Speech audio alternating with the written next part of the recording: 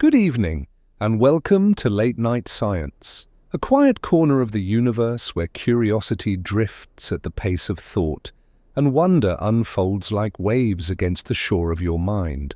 Tonight, we sink together into the deep, a place where science and silence become the same language.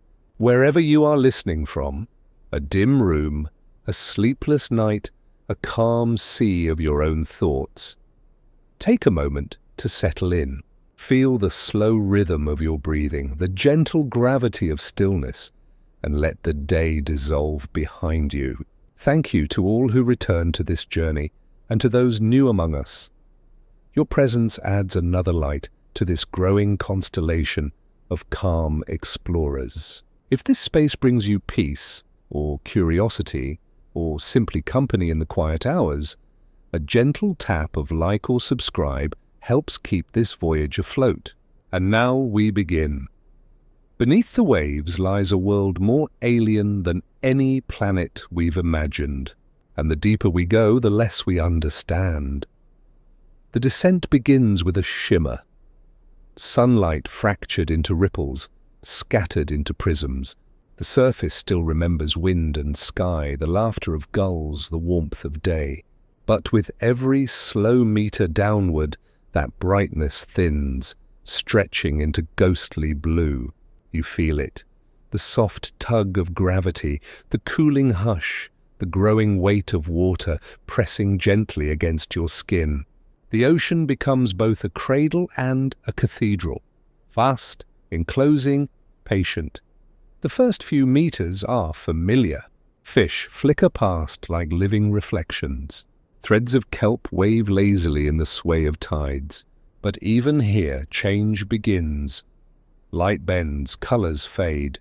Red is the first to go, swallowed by the water's appetite for warmth. Then orange, then yellow, until only blue survives. A color not of the surface sky, but of something ancient and endless. The ocean begins to erase the world we know, one wavelength at a time. As we drift lower, sound shifts too. It thickens as though time itself slows. Above, the sea was full of chatter. Waves collapsing, engines humming, gulls crying. But here the noise folds in on itself. Each vibration is absorbed, muffled, swallowed by the sheer density of the deep. You begin to hear only what is close, your breath, your pulse, the subtle rhythm of bubbles rising toward a surface that already feels impossibly far away. This silence is not emptiness. It is full of weight, of pressure, of presence. Imagine a single square inch of your body bearing 15 pounds of water above it. Now imagine that multiplied again and again as you sink.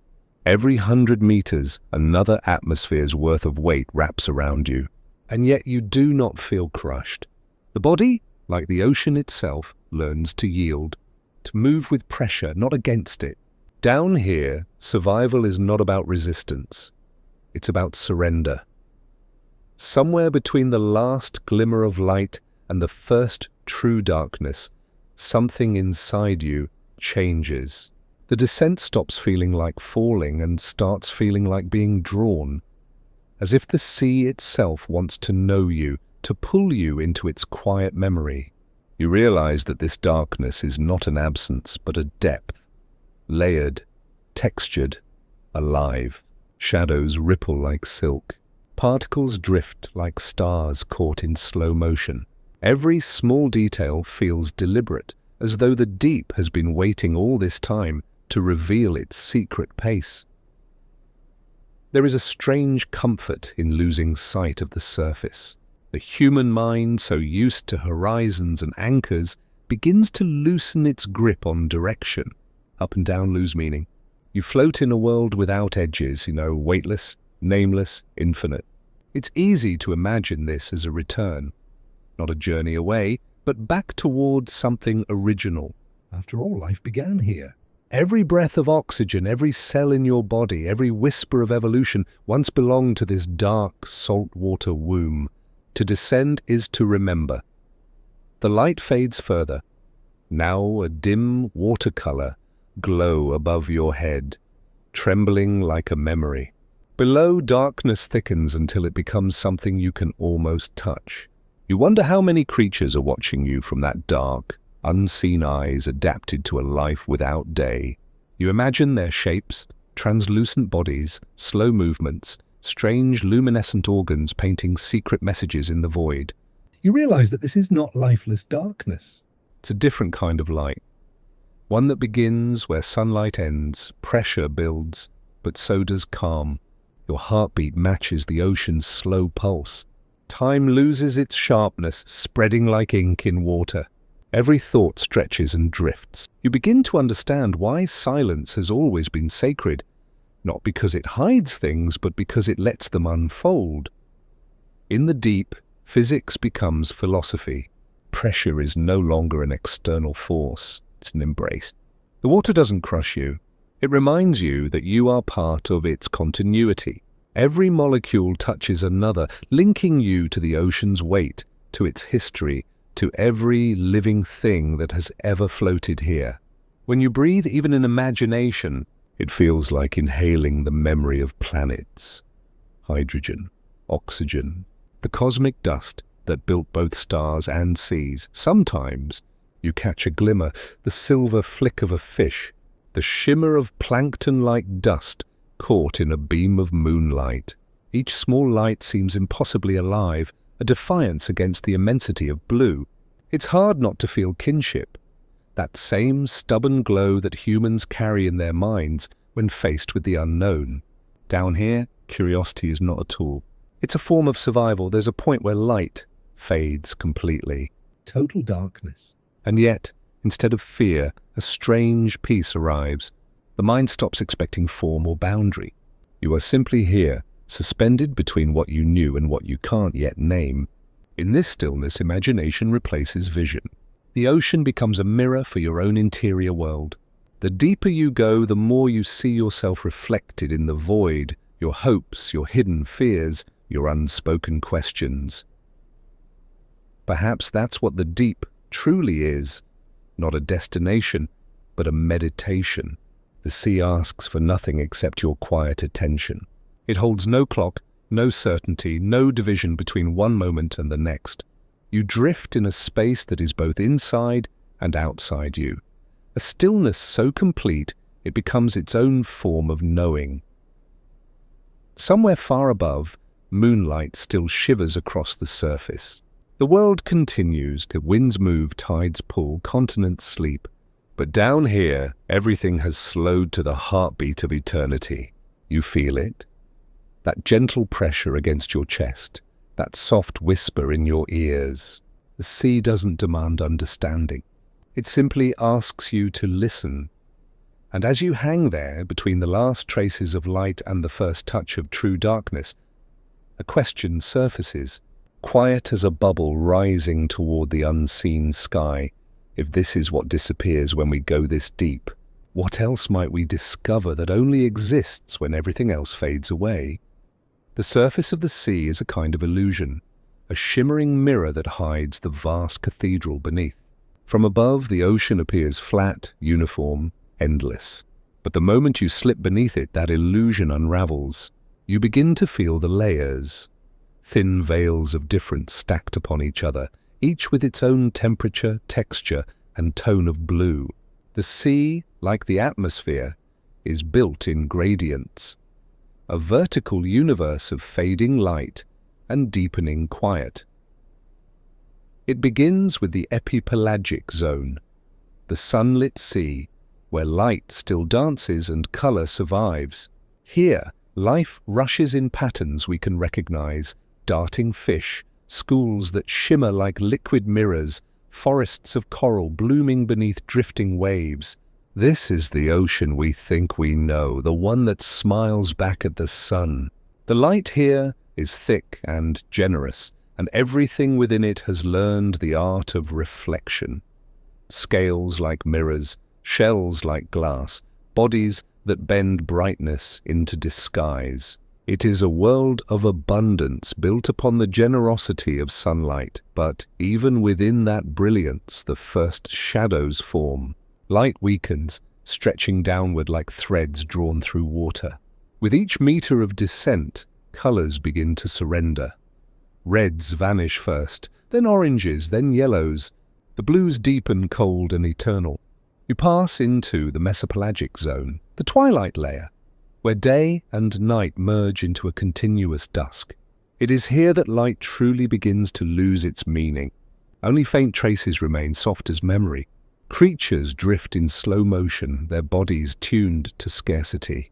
Some have eyes like orbs of silver to catch the faintest glimmer. Others carry their own lanterns, pulses of bioluminescence that drift like thought through the dark.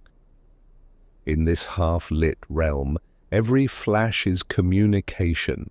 Every glow is a secret, a signal for survival, a flicker of hunger, or a warning written in light. You realize that the deep is not silent. It speaks in wavelengths invisible to us. The twilight ocean is a poem written in fading radiance, recited by beings who live between worlds, where the surface's brightness fades and the abyss's shadow begins. Below this, the bathypelagic zone opens, a realm of endless night. Here, no sunlight ever reaches. The darkness is total yet alive with its own quiet energies. The water grows colder, the pressure more immense, tons pressing upon every square inch, like invisible stone. But the creatures here have learned to sculpt themselves from adaptation. Long ribbon-like fish with hinged jaws drift through the black. Jellies bloom like ghosts of glass, fragile yet infinite. The idea of form begins to lose meaning. Everything here bends, stretches, folds, in ways that defy the symmetry of the world above. It's as if life has learned that in the absence of light, the only rule is imagination.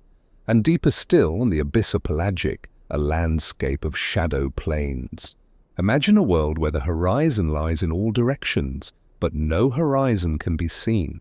The seabed is flat and vast, stretching for thousands of miles like an interplanetary desert. The water above presses down with the weight of mountains, yet the floor beneath feels strangely still. A frozen dream of silt and slow decay. Here, the remains of the surface world fall like gentle snow. Dead plankton, fragments of shells, the dust of life that once basked in sunlight. Over centuries it accumulates, a soft rain of memory.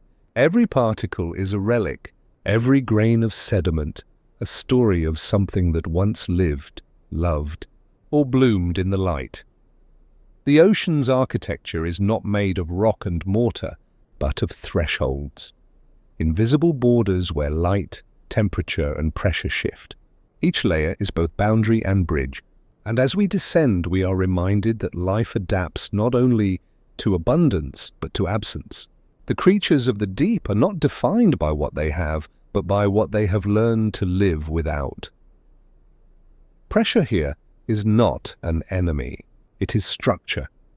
The silent architect that shapes every motion, every muscle, every fragile fin. The farther down we go, the more the body must become an instrument of surrender. Bones lighten, flesh softens, air vanishes. Down here, rigidity is a flaw. To survive the deep, you must learn to bend. And yet, even at the ocean's floor, the architecture continues. Beyond the abyss lies the Hadal zone, named for Hades, the mythic underworld. It exists only in trenches by narrow, winding scars where tectonic plates dive into the planet's mantle. The Mariana Trench, for instance, plunges deeper than Everest stands tall. The pressure there would crush steel, yet life endures. Snailfish with translucent bodies glide through temperatures near freezing, their forms both delicate and defiant. In these trenches, the ocean folds inward, creating valleys where the Earth's own bones are visible. The architecture becomes not horizontal, but vertical, a gallery of gravity and time. Imagine it now, a layered world descending from sunlight to shadow, warmth to cold, motion to stillness. Each layer holds its own pulse, its own time signature. The upper ocean beats fast, a metronome of waves and weather. The middle layers breathe slower, a contemplative rhythm. The deep, though, is almost still. Time stretches there, not in seconds but in centuries. It is said that some of the currents moving along the abyssal plains were born at the surface hundreds of years ago. Water remembers. It carries the temperature of the past, the salt of distant storms. The ocean is not only a space, it is a clock that beats in blue. And if we were to trace it as a kind of architecture, what would we find? Vaults of pressure, corridors of silence, arches made of light dissolving into shadow. The sea becomes a cathedral of gradients, its pillars invisible, its sanctuaries built from absence. You can almost hear it.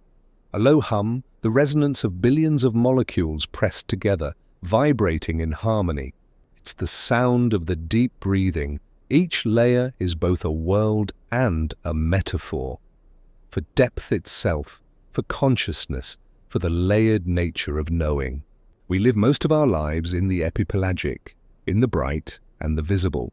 But beneath every thought, every action lie deeper strata. Emotions, memories, instincts, mysteries. The mind, too, has its twilight zones, its dark plains, its silent trenches. The deeper we go into understanding, the less we see with light, and the more we feel with intuition. The ocean, then, is not just a place we explore. It is a model of the unknown, structured by what it conceals, built by the pressure of mystery itself. Its layers remind us that depth is not something to be conquered, but listened to, patiently, gently, like a story still unfolding in the dark. And as we linger at the edge of this thought, hovering between knowledge and wonder, a soft question rises, wanted almost like a current from below. If every layer of the sea holds its own form of life, what worlds might exist within the next unseen layer of our own understanding? Down here, even silence has substance. It presses in from every direction, heavy and absolute, filling the spaces between heartbeats. You can almost feel it, as if the water itself is aware of your presence, curious, unblinking, eternal. Every square inch of you bears the weight of tons, yet somehow you are not crushed. You are suspended, held by the same invisible hand that has shaped every creature of the deep. The deeper you go, the more you understand that pressure is not a threat. It's a truth. It's the way the ocean reminds you that you are within it, not above it. At the surface, pressure is gentle, almost forgotten. A single atmosphere, the quiet weight of air resting on our skin. But for every 10 meters you descend, that pressure doubles. At 100 meters, it's as though the mass of a car presses on each fingertip. At 1,000, it's like being buried beneath a mountain of invisible stone. Yet down here, where sunlight has vanished and gravity seems to gather in every molecule, life flourishes with unbroken calm. Creatures drift in perfect equilibrium, their bodies soft, flexible, tuned not to resist but to belong. There's something deeply philosophical in that. The idea that survival here depends on surrender. The deep teaches that rigidity is the first step toward collapse. The fish, the worm, the translucent jelly, the bacterial colony clinging to hydrothermal rock, all have learned that to live under constant weight is to yield without giving in. Their skin bends, their cells reshape, their enzymes evolve. Pressure doesn't destroy them, It defines them. Consider the hadal snailfish, found in the trenches miles below the surface. its body is soft as silk, its bones light and unfinished. It has no air-filled spaces, no hard shells to shatter under compression. It is built not to withstand the deep, but to dissolve into it, a living expression of harmony with pressure itself. And when scientists first brought one to the surface, it disintegrated, undone by the absence of the weight that had given it shape. The deep is not merely its home, it is its identity. The lesson feels strangely human. We too live under invisible weights, the pressures of gravity, of time, of thought. We're surrounded by atmospheres of expectation and memory, yet perhaps like these deep dwellers, we endure not by resisting, but by adapting, by softening where the world hardens. There's strength in suppleness, resilience in quiet surrender. The silence here is not empty either. It's a companion to pressure, a vast listening stillness. At the surface, sound scatters. Waves crash, air vibrates, life hums in overlapping chaos. But in the deep, sound travels far and pure, unbroken. The low groan of tectonic plates shifting, the pulse of a whale miles away, the faint crackle of distant vents. Every vibration is carried cleanly, undistorted, through dense, patient water. It is said that whales can call across entire oceans, their voices guided by thermal layers that act like invisible hallways of sound. In that sense, the ocean is less a void and more an organ, a resonant body tuned to the frequency of life itself. You can imagine it, pressure as heartbeat, silence as breath. The deep is alive in ways that don't require noise. Down here, communication becomes vibration, a whisper felt rather than heard. Even bioluminescence, the silent flashing of light, feels like a language that transcends sound. It's not shouting to the world, but listening to it, pulsing in rhythm with everything that surrounds you. To exist in such a world requires faith in unseen balance. Each organism is a precise equation between weight and yield. Their cells carry piezolites, special molecules that prevent proteins from folding under stress. Their membranes are fluid, never brittle, always in motion. It's as though the deep has rewritten biology into poetry. Every adaptation of verse on endurance. Imagine the cellular orchestra, membranes adjusting, enzymes realigning, water molecules moving in perfect concert. It's not resistance, it's choreography. There is something deeply meditative about imagining this. An ecosystem of softness, thriving in conditions we call impossible. Humans measure the deep in terms of hostility, as though life exists only where it's easy. But the ocean knows no such scale. For it, pressure is not adversity, it's equilibrium. The more we study it, the more it mirrors the human condition. We too are built to carry our own forms of pressure, shaped not by ease but by what we learn to endure. In that sense, pressure is not the enemy of life, but its sculptor. It molds coral into stone, turns carbon into diamonds, and forces planets into spheres.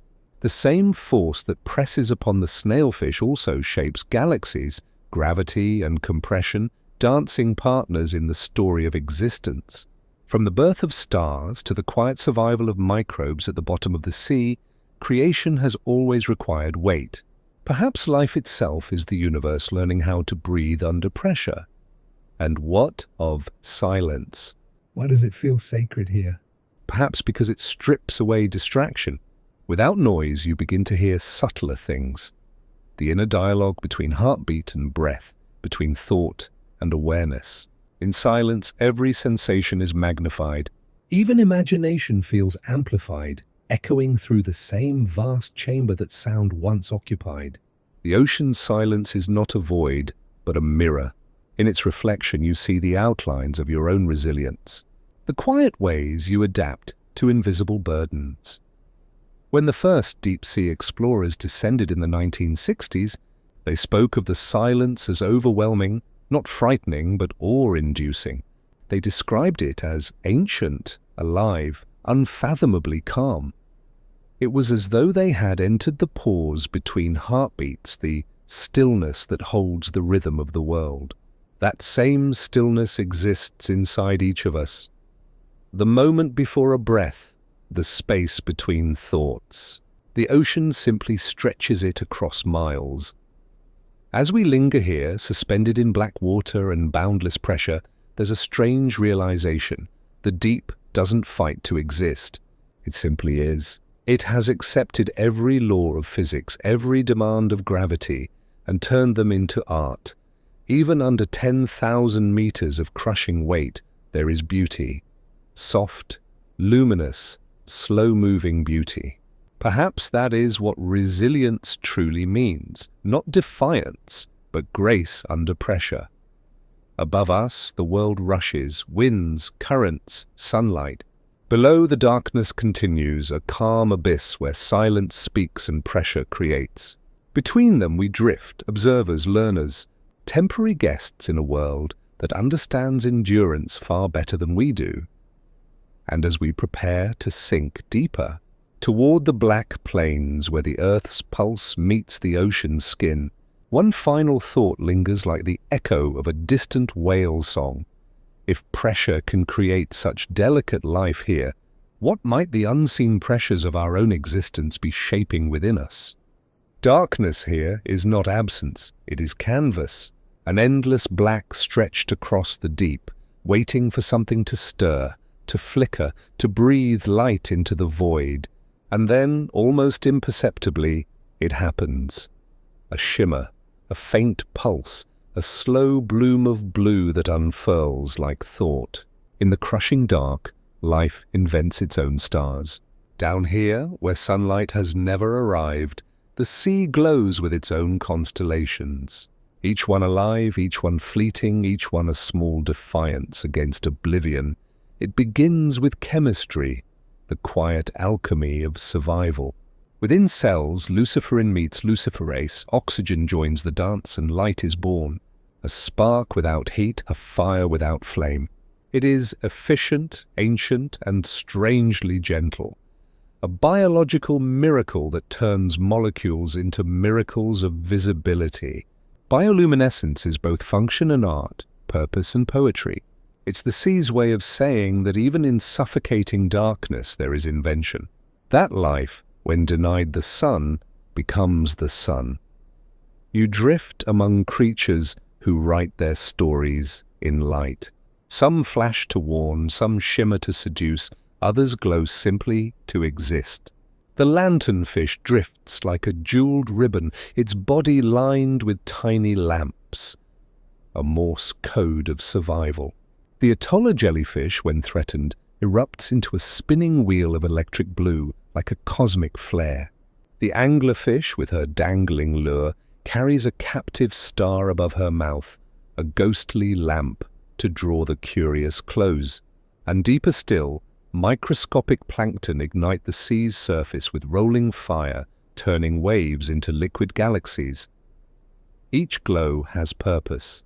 The deep is a place of deception, and light is its most versatile lie. Some creatures wield it as camouflage, counter-illumination they call it. Tiny organs on their bellies match the faint shimmer from above, erasing their silhouettes so predators below cannot see them. Others use it as lure, mimicry, or signal. A glowing decoy, a flickering language, a pulse of love or hunger drifting in the black. Here, evolution has rewritten physics into poetry, but it is not only stratagem, it is beauty. There's something deeply human about the need to light one's surroundings, to push back against darkness not with noise, but with luminescence. Watching the oceans glow feels like observing consciousness itself. Awareness made visible. It's as if the deep, denied external light has turned inward, kindling its own inner flame. The color of this flame, that ethereal, spectral blue, is not random. Blue travels farthest through water. Red and yellow are swallowed almost immediately, vanishing into warmthless gloom. But blue endures, slipping through pressure and silence alike. That's why the sea's lights are blue, the one color that refuses to die. When you see it shimmer in the void, you're not just witnessing life, you're witnessing persistence. Imagine floating there, suspended between nothing and everything. Around you, flashes of light drift like thoughts in a dream. Each one lasts a second, maybe less, a spark of existence that says, "I am here." Some creatures blink in slow rhythm, others in frantic bursts, others in perfect stillness. Together they create a living cosmos, a silent sky turned upside down. The deeper you go, the more it feels as though you're traveling, not through water, but through space. the Milky Way of the deep, a galaxy beneath gravity. And it's ancient, this glow. Bioluminescence predates humanity by hundreds of millions of years. It is older than language, older than forests, older even than bones. It was the first light life ever made, long before fire, long before stars looked familiar. It flickered quietly in the Precambrian dark, hidden beneath waves while the world above was still chaos. In a sense, it's the original signal, the first whisper of communication across the vast quiet of existence. Even now, when we gaze upon the deep from our submersibles, it feels like peering into the past, the earliest metaphors for hope drifting still. Light here is not a luxury, it is currency. Every spark is costly. To glow is to spend energy, to risk being seen, to be both beacon and target, yet still they glow. And that is what feels most human of all, this need to illuminate even when it makes us vulnerable. The ocean teaches us that illumination is not dominance, it's vulnerability turned into beauty. Light doesn't conquer darkness here. It coexists with it, trembles within it, becomes defined by it. Each pulse of luminescence exists because of the surrounding black. The darkness is not enemy, it is partner. Without it, the glow would be meaningless. Without contrast, there is no perception. Life understands this balance far better than we do. In the stillness, you notice patterns, how light travels in waves, how it fades softly rather than sharply, how each glow lingers a heartbeat longer than expected. The rhythm feels intentional, like the breathing of a vast organism. Some scientists believe entire schools of fish synchronize their bioluminescent patterns, creating enormous fields of glowing movement that ripple for miles. Imagine that, a living aurora woven from thousands of individual wills, flickering across the deep in perfect unity. It's as if the sea itself is dreaming, and these are the neurons firing in its subconscious. And yet, there's loneliness here too, an ache beneath the beauty. Every light exists in isolation, separated by miles of dark. They reach toward each other, blinking across vast distances, their language of glow and silence bridging what the sea divides. You can almost sense the yearning, the same quiet need that drives us to send radio waves into space, hoping someone somewhere might see the flicker and answer back. Perhaps that's why bioluminescence moves us so deeply. It reminds us of something primal, the instinct to be seen even when surrounded by nothingness, to declare one's existence not through noise but through presence. The glow of these creatures is not boastful. It's intimate. It's a whisper in the cosmic dark, I am here. I am alive. There's humility in that, and grace. These beings do not light the sea to dominate it, but to belong within it. They glow only as much as needed, a pulse, a blink, a shimmer, then fade, allowing the darkness to breathe again. It's a conversation, not a conquest. If you could stand still long enough, motionless amid the abyss, you'd see how even the smallest spark changes the entire atmosphere. The light spreads, refracts, and softens, until the darkness itself begins to glow faintly in response. It's like watching thought ripple through the mind of the planet. The boundary between light and dark becomes indistinct, a diffusion, a blending, a kind of understanding, and maybe that's the deepest metaphor of all. That illumination, in any form, biological, intellectual, spiritual, isn't about erasing the dark. It's about learning to live within it, to flicker for a moment and trust that the glow is enough. Above, the surface world glitters with artificial light. Cities, screens, stars. But down here the light is honest. It is born of chemistry and solitude, of quiet necessity. It doesn't seek attention. It simply expresses being. And as you drift through this slow cosmic sea, surrounded by the living fire of bioluminescence, you realize that the ocean has always known what we are still learning, that the most enduring light is the kind that never burns, only glows, and as the last flicker fades into the void, you can't help but wonder, If the universe itself is mostly darkness, are we too just bioluminescent moments in an infinite sea? Down here, the sun is a forgotten myth. The idea of daylight feels like a story told long ago, an inheritance from the surface that has no meaning in this eternal night. Yet life, as it always does, finds a way to continue. It reimagines itself, reinvents its chemistry, Rewrites what it means to exist. and in doing so, it reveals a truth that humbles the surface world. Life does not need light to live. It only needs possibility. You drift deeper still, where even the memory of blue has vanished. The water grows warmer, not colder, trembling with unseen energy. Then, out of the black, you see them. Vast, shimmering towers rising from the seafloor, spewing clouds of darkness that glitter with minerals. Hydrothermal vents, the lungs of the deep earth. Around them, plumes of superheated water billow like underwater smoke, reaching temperatures that would melt metal and crush the unprepared. Yet here, in the heart of chaos, life gathers, not in fragile traces, but in dense, teeming colonies. These vents are chemical factories, powered not by sunlight, but by the planet's own inner fire. Within their dark chemistry, something astonishing happens: chemosynthesis. Instead of feeding on light, organisms feed on the invisible: hydrogen sulfide, methane, iron. Microbes take these toxic gases and, through their cellular sorcery, turn them into food.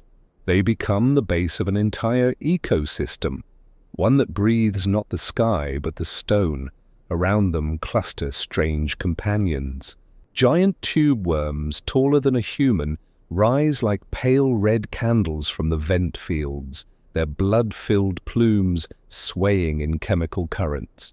They have no mouths, no stomachs, no digestive tracts.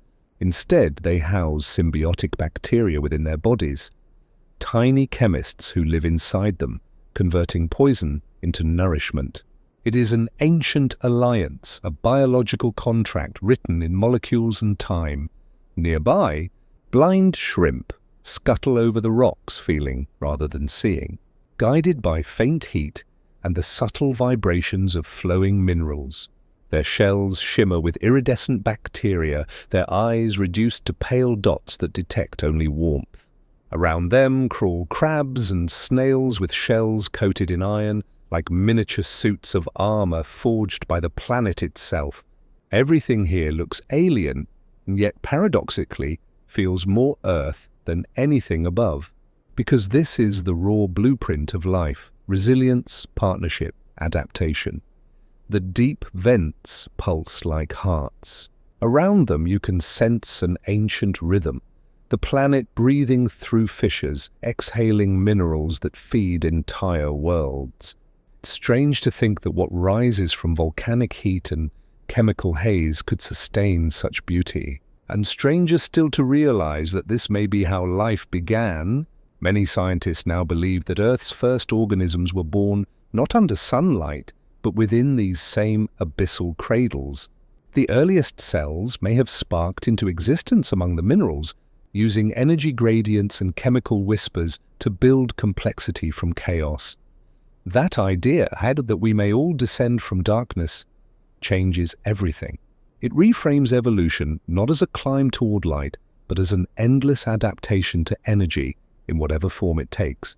The vents remind us that life is not fragile, it's opportunistic. It is not dependent, it is creative.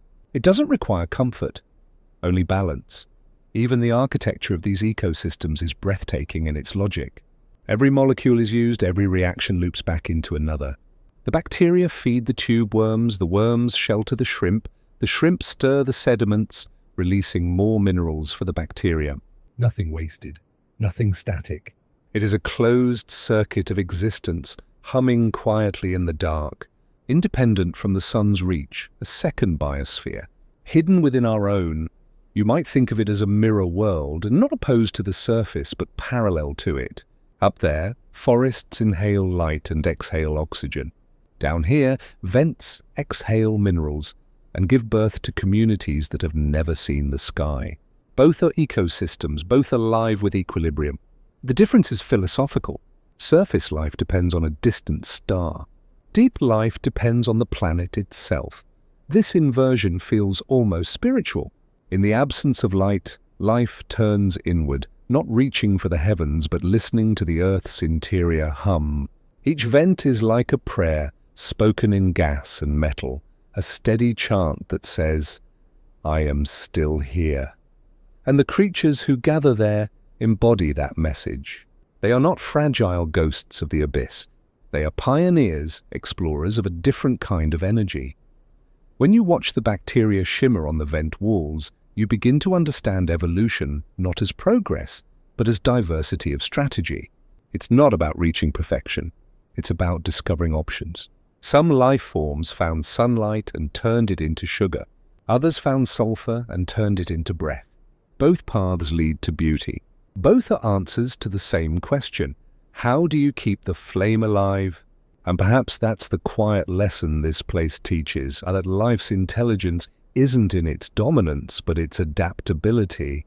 These organisms do not resist their environment. They merge with it. They don't demand light or warmth or comfort. They become what the world gives them. The tube worm's bloodstream becomes a vessel for bacteria. The shrimp's eyes evolve into heat sensors. The very structure of their being bends elegantly to the rules of the dark. In the glow of the vents, the darkness feels less like emptiness and more like invitation. Every plume of chemical smoke, every glimmer of mineral dust carries the memory of creation. You begin to feel that this place, this silent volcanic heart, is not the end of the world, but its beginning. And if life can flourish here, it can flourish elsewhere. That thought expands outward, beyond the ocean, beyond Earth. On the icy moons of Jupiter and Saturn, Europa, Enceladus, hidden oceans may churn beneath frozen shells, warmed by tides and internal heat. There too vents might breathe, and there too alien life might bloom. Not in sunlight, but in chemistry. If we ever find it, it may not look alien at all. It may look familiar, as though the universe has been repeating an old idea, life from darkness, energy from stone. The deep ocean, in that sense, is both laboratory and prophecy. It shows us that biology is not bound by the surface's rules. That light is not the source of life, only one version of it. Down here, life whispers a different mantra. We are not fragile. We are inventive. As the currents drift, you sense the immense patience of this ecosystem. Slow, deliberate, unhurried. It doesn't compete, it persists. It doesn't seek to rise. It expands sideways, finding niches in every crevice of the planet's lungs. You float there, feeling the warmth of the vent on your faceplate, the pulse of unseen bacteria thriving in mineral clouds. Somewhere in the chemical haze, a shrimp moves, guided by heat, by instinct, by inheritance. It is blind but not lost. It knows what we are only beginning to remember, that life's true brilliance is not in its light, but in its adaptability. And as the plume fades into the infinite dark, one thought lingers: if life can bloom without sunlight, what other impossible worlds might already be alive, waiting for someone to descend and see? You drift downward until there is no more descent, only arrival. The slow, surreal landing on the ocean's floor. It is not what you expect. There are no jagged cliffs or chaotic trenches, no roaring currents or blinding lights. Only stillness. An infinite plain of pale sediment stretches in every direction, so flat it feels like gravity itself has grown tired. It's like standing on the surface of another world, a silent, motionless moon buried under miles of water. The abyssal plains, the ocean's quiet floor, vast and ancient, holding more history than any mountain range above. The water here is cold and heavy, a permanent midnight. The temperature hovers near freezing, the pressure could crush steel, and yet the silence feels almost sacred, not lifeless, but but suspended. Even time seems to slow, as if the planet's heartbeat is fainter here. You might think nothing moves, but wait long enough and you'll see the faint traces of motion. The soft drift of marine snow, the slow march of a sea cucumber, the silent glide of a ghostly octopus. Life here has learned the art of patience, the rhythm of eternity.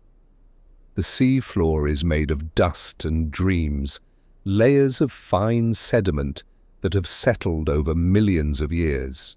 Each grain carries memory. Volcanic ash, crushed shells, microscopic fossils, the remains of things that once drifted in sunlight. Over centuries they fall and gather, creating a slow, quiet archive of Earth's passage through time. If you could dig through it, you'd move through epochs, from the age of whales to the age of dinosaurs to the birth of oceans themselves. The abyssal plains are a timekeeper, a mirror pressed flat against the underside of the world.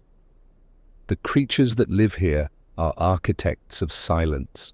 Sea cucumbers, like living shadows, graze across the sediment, digesting the surface layer in an endless loop of recycling. Brittle stars stretch their delicate arms, filtering invisible nutrients from the current. Amphipods, small, shrimp-like scavengers, scuttle between particles, vanishing into the dust as if made of it. Everything moves at a pace dictated not by hunger, but by endurance. Energy is rare here, so nothing is wasted. Each flick of a fin, each slow turn of a body, is measured like the movement of a clock whose hands tick once per century. And yet, beneath this stillness, the planet is alive with motion. Far below the sediment, the tectonic plates continue their slow, grinding dance. Massive slabs of Earth's crust shifting, colliding, spreading apart. Their movements are imperceptible from above, but down here they whisper through the mud. Tiny tremors ripple through the plain like distant thunder, reminders that even silence has a pulse. The abyssal plain is the calm skin of a restless planet. Beneath it, magma flows, mountains are born. Continents drift. You can imagine the sound if it could be heard, the deep, steady rumble of the earth exhaling. These plains, vast and level, are the connective tissue of the world's oceans, linking continents in a seamless band of dark geology. They cover more than half of the Earth's surface, yet they are among the least explored places on the planet. We have mapped the moon with more precision than these plains. We know the story of galaxies, but not of the dust beneath our own seas. Every so often, something stirs the stillness. A storm far above, a shifting current, the slow fall of a whale's body. When a whale dies at the surface and its massive form sinks through the water, it becomes a feast that can sustain this world for decades. The whale fall, as scientists call it, lands like a comet, first feeding scavengers, then worms, then bacteria, each stage transforming the bones into a new microcosm of life. In the deep's endless quiet, death becomes Genesis. Even decay has its own grace here. The abyssal plains are not empty. They are contemplative. Their beauty is in their restraint, their subtlety. Everything that exists here has learned to do so without excess. Bioluminescent creatures glow faintly, not to attract, but to signal. Some burrow deep into the mud, conserving warmth and energy, emerging only when the faint scent of organic matter drifts by. The ecosystem functions like a whisper. Small gestures of existence echoing across miles of nothing, and yet, in the grand stillness, there's a strange comfort. You begin to sense that this quiet is not isolation, it's intimacy. The abyss feels connected, aware. It listens, it holds, it endures. Perhaps silence, at its deepest, is not the absence of life, but the gathering of it. The pressure, the darkness, the sediment, all combine into a single, unified stillness. like the breath before creation. Sometimes, the abyssal plain trembles with small bursts of light, not from creatures, but from the planet itself. As tectonic plates shift, hot fluids seep through cracks, carrying minerals that shimmer like ghosts. In these faint exhalations, we glimpse the continuation of the story begun in the hydrothermal vents, Earth's internal energy meeting the ocean's eternal calm. Together they form an ancient conversation, fire speaking softly to water. If you could stay here long enough, months, years, you would see how the plane slowly changes. Sediment shifts. Ridges form, then vanish. Tiny organisms build their shells and die, their calcium adding another invisible layer to the ocean's quiet archive. Time here is circular. Nothing ends. It simply slows, becomes finer, more diffuse. Even movement feels like meditation. And through that stillness, a thought emerges, Ulki, that perhaps this calm is what balance looks like when stripped of all noise. The abyssal plane is not striving, not fighting, not rushing. It simply exists, bearing witness to eons of planetary evolution. It is the part of the Earth that doesn't demand attention, but deserves reverence. Above, the continents are restless. Tectonic plates thrust upward, eroding, reshaping in constant conflict with air and time. But here, far below, lies the opposite of ambition. The ocean's floor teaches a quieter truth. Stability is not the absence of change, but its slowest form. The Earth's movement, filtered through miles of water and centuries of sediment, becomes serenity. As you glide over the plain, you begin to hear, not with your ears, but with your intuition and deep, low rhythm, the sound of the planet thinking, the murmur of its molten core communicating through the crust. It's easy to forget that this plane is the boundary between life and geology, between biology and the breathing stone of Earth itself. Eventually you find that the silence doesn't intimidate you anymore. It comforts. It slows your thoughts until they match the planet's pace. You start to feel the rhythm of patience, of endurance, measured not in minutes, but in millennia. You realize that the abyssal plains are not dead. They are meditating. As you drift further across this quiet expanse, surrounded by stillness so vast it feels infinite, one thought lingers like a soft vibration through the water.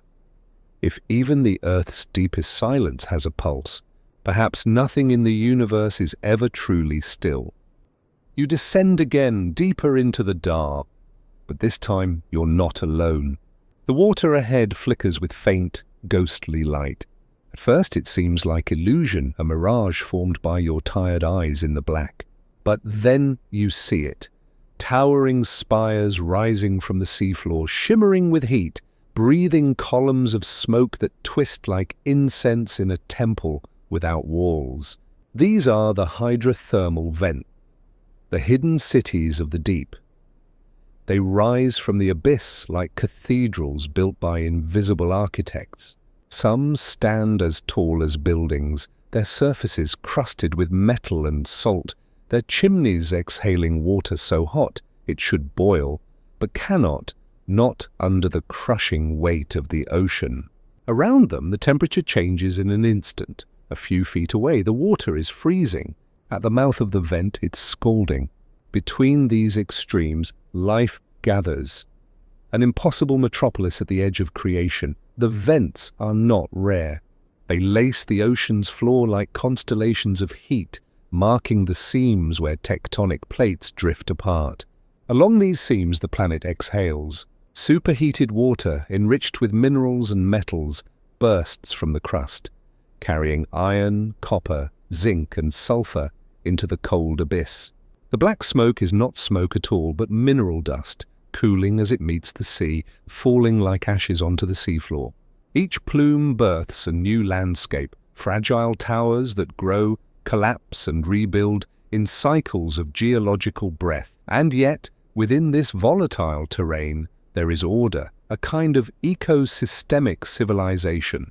Around the vents, life assembles with astonishing coordination. Giant tube worms cluster in dense colonies, their red plumes swaying like forests in a chemical wind. White crabs patrol the mineral crust, scavenging whatever drifts too close. Blind shrimp hover in swarms, their translucent shells glinting faintly with bacterial sheen. Even microbes build communities here, coating the rocks with films of living color.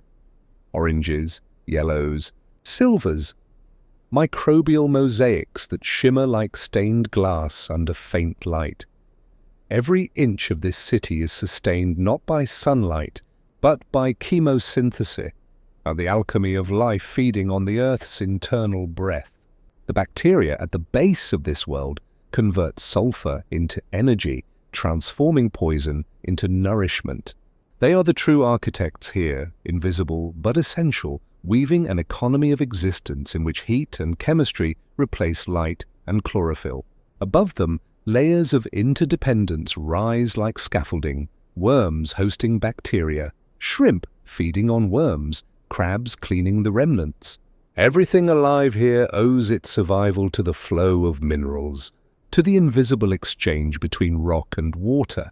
There's something strangely familiar in this alien economy, a mirror of human civilization, but written in another language. Every vent is a city built on trade, each organism both giver and taker. The bacteria offer sustenance. The worms offer shelter. The shrimp stir the flow. The crabs regulate the balance. It's an ancient form of cooperation, one that predates all human systems. Down here, the principles of survival are simple and profound. Share the energy. Adapt to the flow, waste nothing, move closer. And you'll feel the paradox. In this place of extremes, scalding heat beside freezing dark, balance is everywhere. Life here doesn't fight the contrast. It thrives in it. The boundary between fire and ice becomes fertile ground. Evolution, it seems, prefers the edges and the borders where opposites meet and merge, and then further away from the vents, another kind of city reveals itself. Quieter, colder, but just as alive. Cold seeps where hydrocarbons leak gently from the seafloor, feeding colonies of clams, mussels, and worms. Unlike the vents, these seeps are not powered by volcanic heat, but by slow chemical trickles, methane and oil seeping upward from deep rock layers. The organisms here live at a slower tempo. Their shells are pale, their movements patient. These are cities of endurance rather than energy, built on slow burn instead of firestorm. Together, vents and seeps form the deep's twin capitals, the fiery and the frozen, the sudden and the eternal. They are complementary halves of the same truth, that life is not bound to any single source of energy, only to its own persistence. Where the earth breathes, life listens. Where it exhales heat or gas, life gathers and builds. These are the blueprints of existence repeated across the planet, in volcanic arcs, under glaciers, even beneath the frozen moons of distant worlds. Standing here, or rather, floating in this dark cathedral of chemistry, you sense a humility in the way the ecosystem functions. It has no leaders, no hierarchies, only flow. Even death becomes resource, every molecule recycled, every motion purposeful. The vents don't just host life, they choreograph it. The rising plumes carry minerals upward, the currents spread nutrients outward, the cold returns it all to the seafloor. It's a circulation as ancient as breath itself. Scientists often call these places oases, but the metaphor feels too small. Oases suggest exception rarity, and yet these cities feel inevitable, as though life was always meant to find its way here. When explorers first discovered hydrothermal vents in 1977, they were astonished. No sunlight, no photosynthesis. Yet everywhere life bloomed, vibrant, structured, complete. It shattered our understanding of what life requires, expanding the definition of habitable. The discovery told us that wherever there is energy flow, there can be biology, that the laws of survival are written not in light, but in adaptation. If you listen closely, you can almost hear the rhythm of it, the pulse of warm fluid meeting cold sea, the hiss of minerals crystallizing on the vent walls, even the crackle of microbes busy with invisible work. It's the sound of creation in slow motion. Every bubble, every shimmer, every wisp of smoke is part of an ancient conversation between the earth and its children. It's tempting to see these hidden cities as otherworldly, but perhaps they are the most earthly places of all. Here, the boundary between biology and geology dissolves. Rock becomes food, heat becomes habitat. Life and planet are indistinguishable. This is the primal handshake, the origin of ecosystems not as spectators, but as participants in the planet's metabolism, and if you step back, not physically, but with imagination, as I say, and look at these vents from above, you might see something beautiful, the glow of life pulsing faintly in the abyss, like city lights beneath an oceanic night. Each vent a district, each seep a suburb, each creature a citizen in the democracy of survival. The current connects them all, a slow-moving bloodstream flowing between neighborhoods of heat and cold. Even after the vent dies, when the chimney collapses, the heat fades, the smoke clears, the city does not vanish. Its minerals harden into stone, its bacteria retreat into the crust. Its architecture becomes fossil, memory, myth.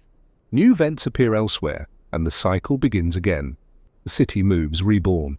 Down here, even extinction feels rhythmic, an exhale before the next breath of creation. The ocean, in its quiet wisdom, hides its greatest civilizations where no light can reach, and perhaps that's fitting, that the most radiant expressions of life are born where nothing shines. The vents are proof that existence is not a gift of sunlight, but of chemistry, patience, and cooperation. You float there, surrounded by towers of smoke and spirals of shimmering heat, watching creatures move through the haze like ghosts made of light. The water hums with quiet energy, the sound of a planet alive, dreaming beneath its own crust. You can almost feel the heartbeat of the earth itself, slow and vast, echoing through the chimneys, and as you rise, leaving the vent city behind, its glow fades into darkness, but not before one thought lingers. Warm and luminous, if life can build cathedrals from metal and heat, what hidden architectures might still lie within us, waiting for pressure, waiting for darkness, waiting for the moment to shine. The deeper you drift, the more the ocean forgets the rules of the familiar world. Down here, form becomes fluid, logic dissolves, and life seems sculpted from imagination rather than biology. The creatures that appear in your light are not animals as you know them. They are apparitions, phantoms, dreams made flesh, transparent, luminous, colossal, delicate. Each one a question whispered by evolution, answered only in silence. Your first glimpse is faint, a ripple in the black, a shimmer like glass catching starlight. It drifts closer, a jellyfish, vast and translucent, its bells pulsing with slow, hypnotic grace. It is not one creature, but a colony, a city of cells sharing one rhythm. Its tendrils trail behind like cosmic threads, each one alive with faint blue light. It moves with purpose, yet without hurry. It has no brain, no eyes, no central command, and yet it knows exactly how to live. Around it, the gelatinous realm unfolds, a kingdom of beings made mostly of water. Their bodies are so thin, so transparent, that they seem to vanish when your light dims. Some drift like liquid sculptures. Others spiral like slow fireworks. Each is a masterpiece of minimalism. No bones, no shells, no weight. Evolution has stripped them of everything unnecessary. In a world where gravity and sunlight are irrelevant, survival means being nothing. And in that nothingness, they are magnificent. The ctenophores, or comb jellies, are the poets of this realm.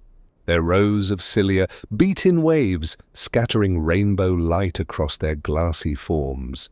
The colors aren't pigment, they're refraction, the bending of light in a body so pure it becomes a prism. Watching them, you understand why sailors once believed the deep was home to spirits. These are not animals that move. They glide through being, slow as thought, graceful as sleep. Then a flicker, and something larger passes beyond the edge of sight. The water darkens for a moment, then clears. It's gone before you can even comprehend its shape. Down here, scale is deceptive.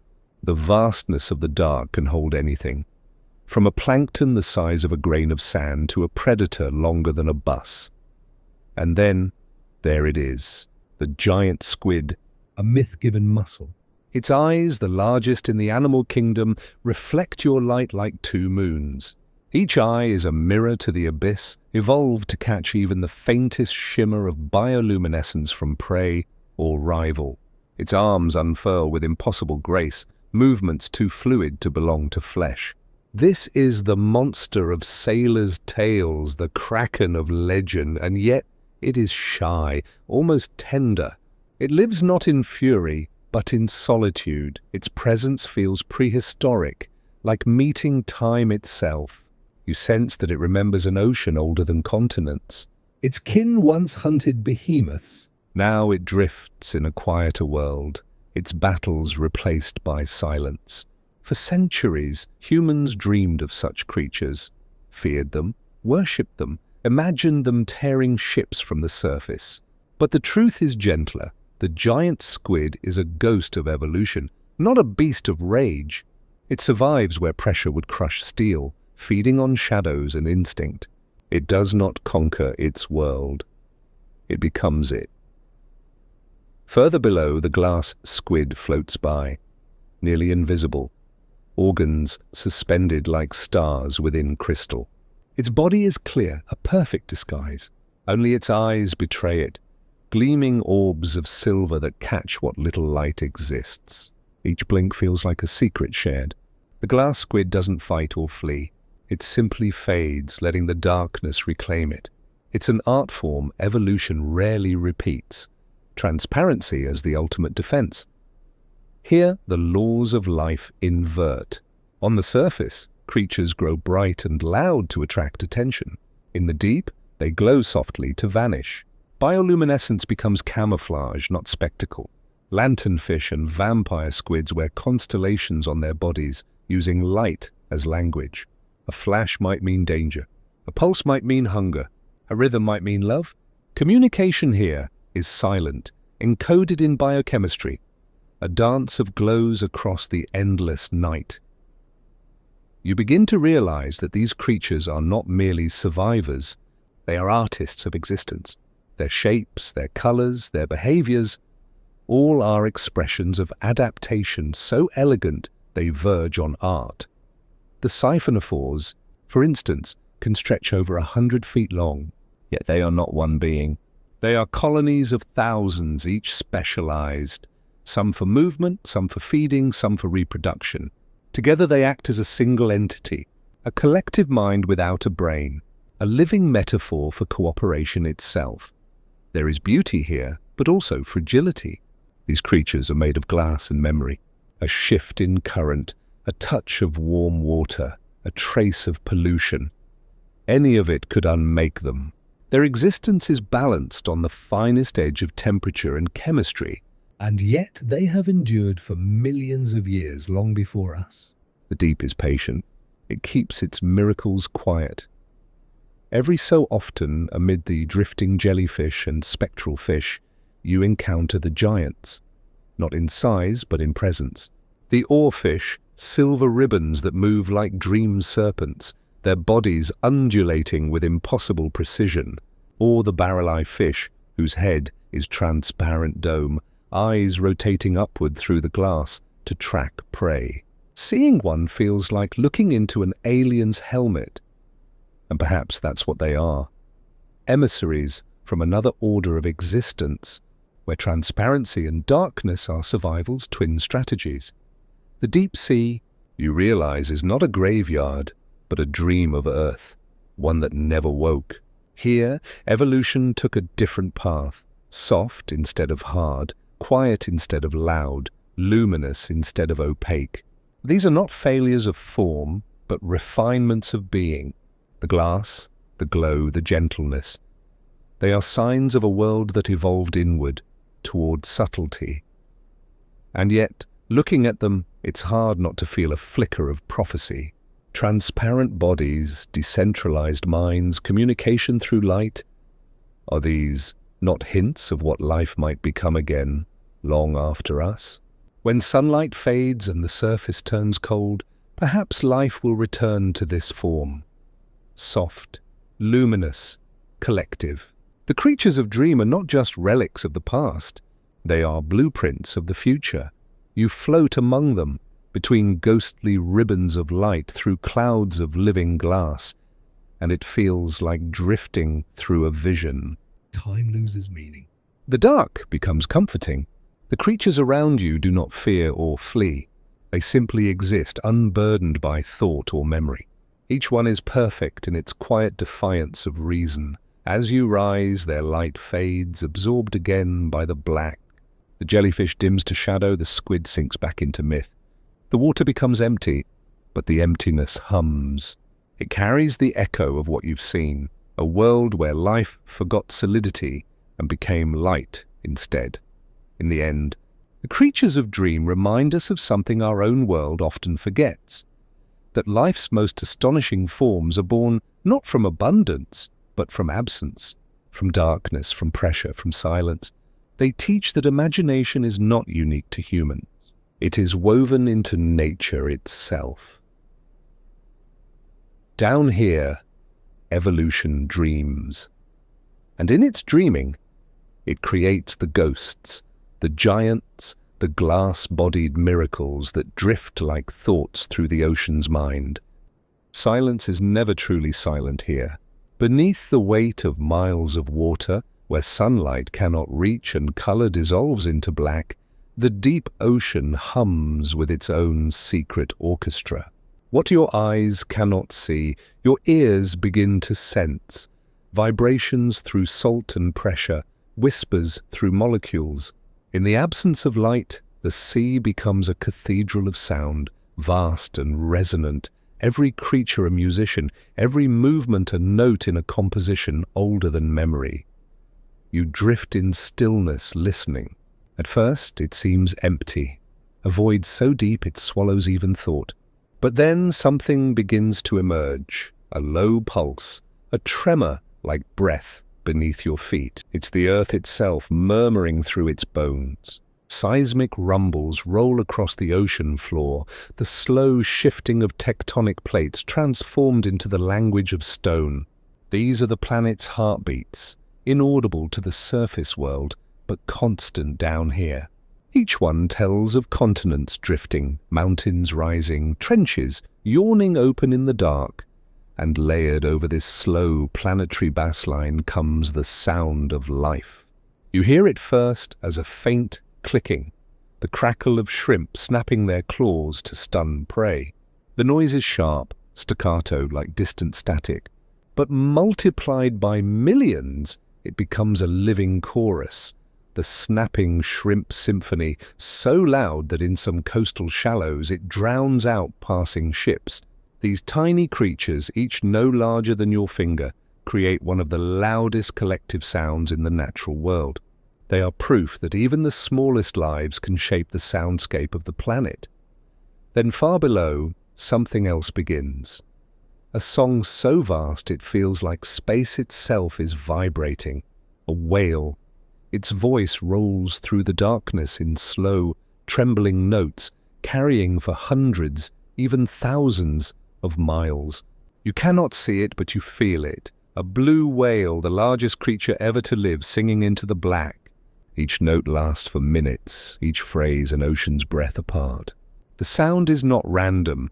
It's structured, patterned, filled with repetition and subtle change. Some scientists call it music. Others call it mathematics in motion. But when you listen, you don't need to define it. You simply feel it ripple through you like a pulse, shared between hearts. The whale's song is more than communication. It's connection, a thread stretching across the planet's largest and loneliest spaces. When one sings, others answer, even oceans away. Their songs shift with the decades, evolving like culture, adapting to changing noise and time. Some scientists think the songs carry information about migration, reproduction, perhaps even emotion. But there's another possibility. The whales, to sing simply because they can, because in the emptiness of the deep, sound is present, and to sing is to say, I am here. Between those grand voices, the sea crackles with smaller sounds. Fish grind their teeth, urchins scrape across rock, and distant dolphins click like radar. Each frequency has a purpose. Sound becomes a sense as vital as sight, a tool for hunting, navigation, recognition, and love. For creatures in eternal darkness, sound is the thread that holds reality together. The sperm whale, with its colossal head filled with oil and bone, speaks in clicks. Short bursts of sound that bounce off objects and return as maps of the invisible. Each click is a flash of perception. With them, sperm whales can see with their ears, painting the world in echoes. They dive deeper than any other mammal, sometimes more than 2 miles down, where no light survives, and use sound to navigate the terrain of the unseen. They even have dialect, families that click in distinct patterns, passing them down through generations like oral tradition. Their language may be as rich as ours, just spoken in pulses instead of words.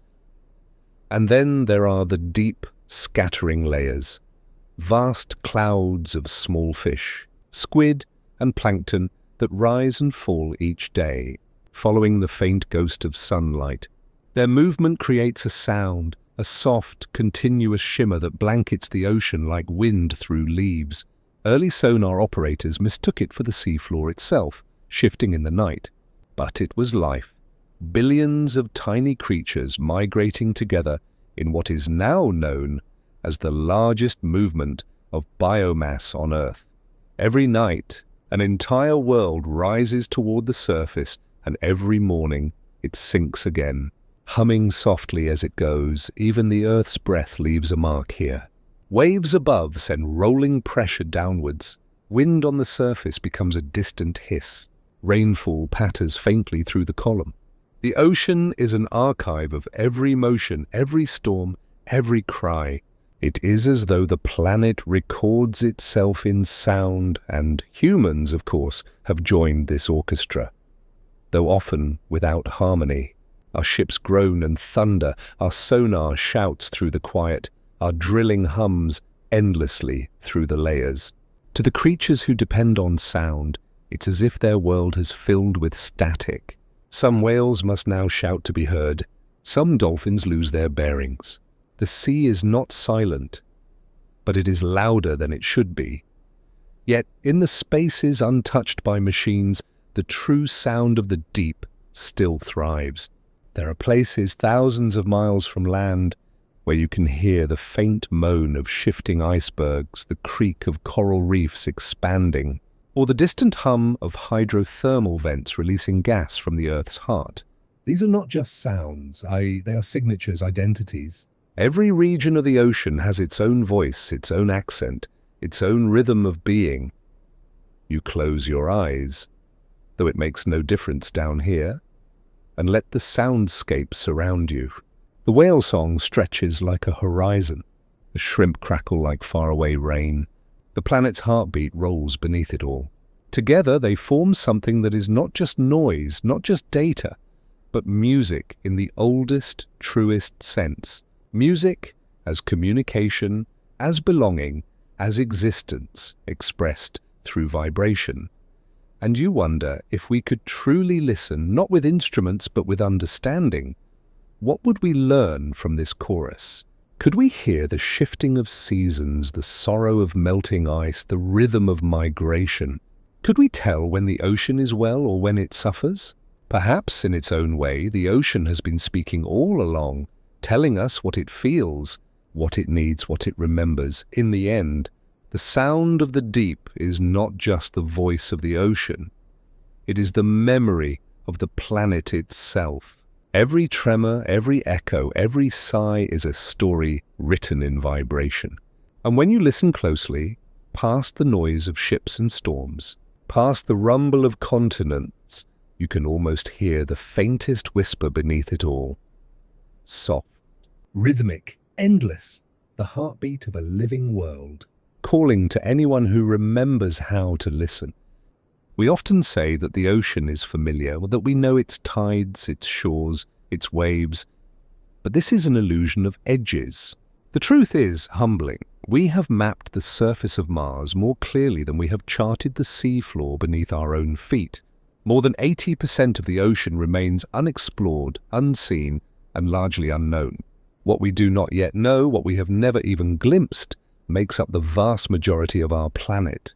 And that realization shifts something quiet inside you, the sense that, despite all our instruments, all our maps, all our certainties, the world is still mostly mystery.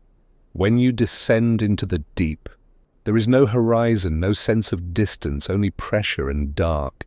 Even the most advanced submersibles can visit these depths for only brief moments, like dreamers touching the edge of sleep before waking again.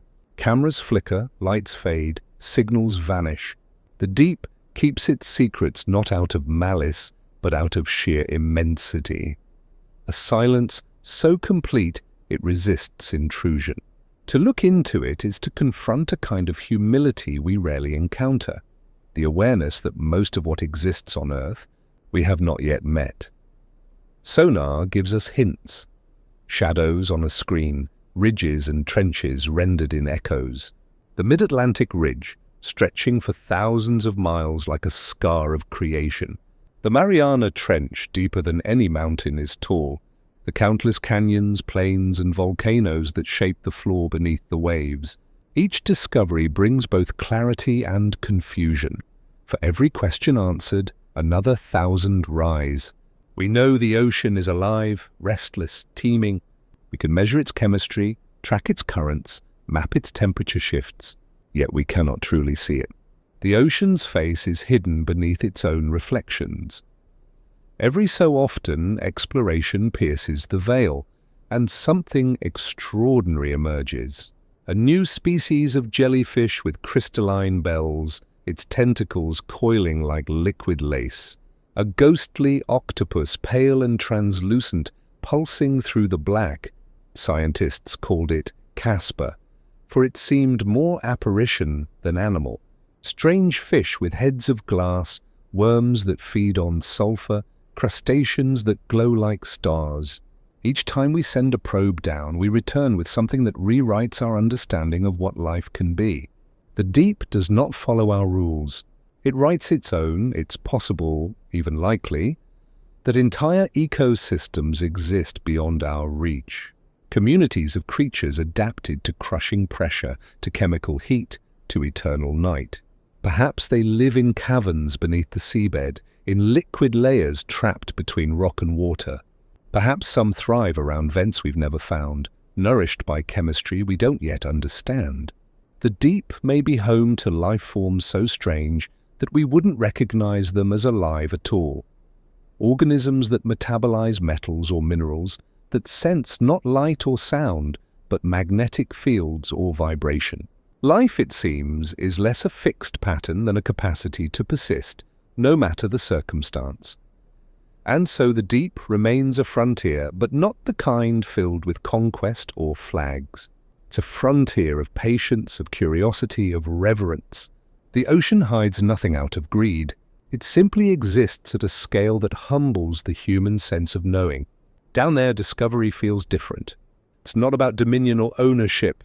It's about listening to something older and vaster than our species, and realizing it doesn't need to reveal itself to be real. There are sonar anomalies that baffle scientists. Shapes that move like mountains, but vanish when approached.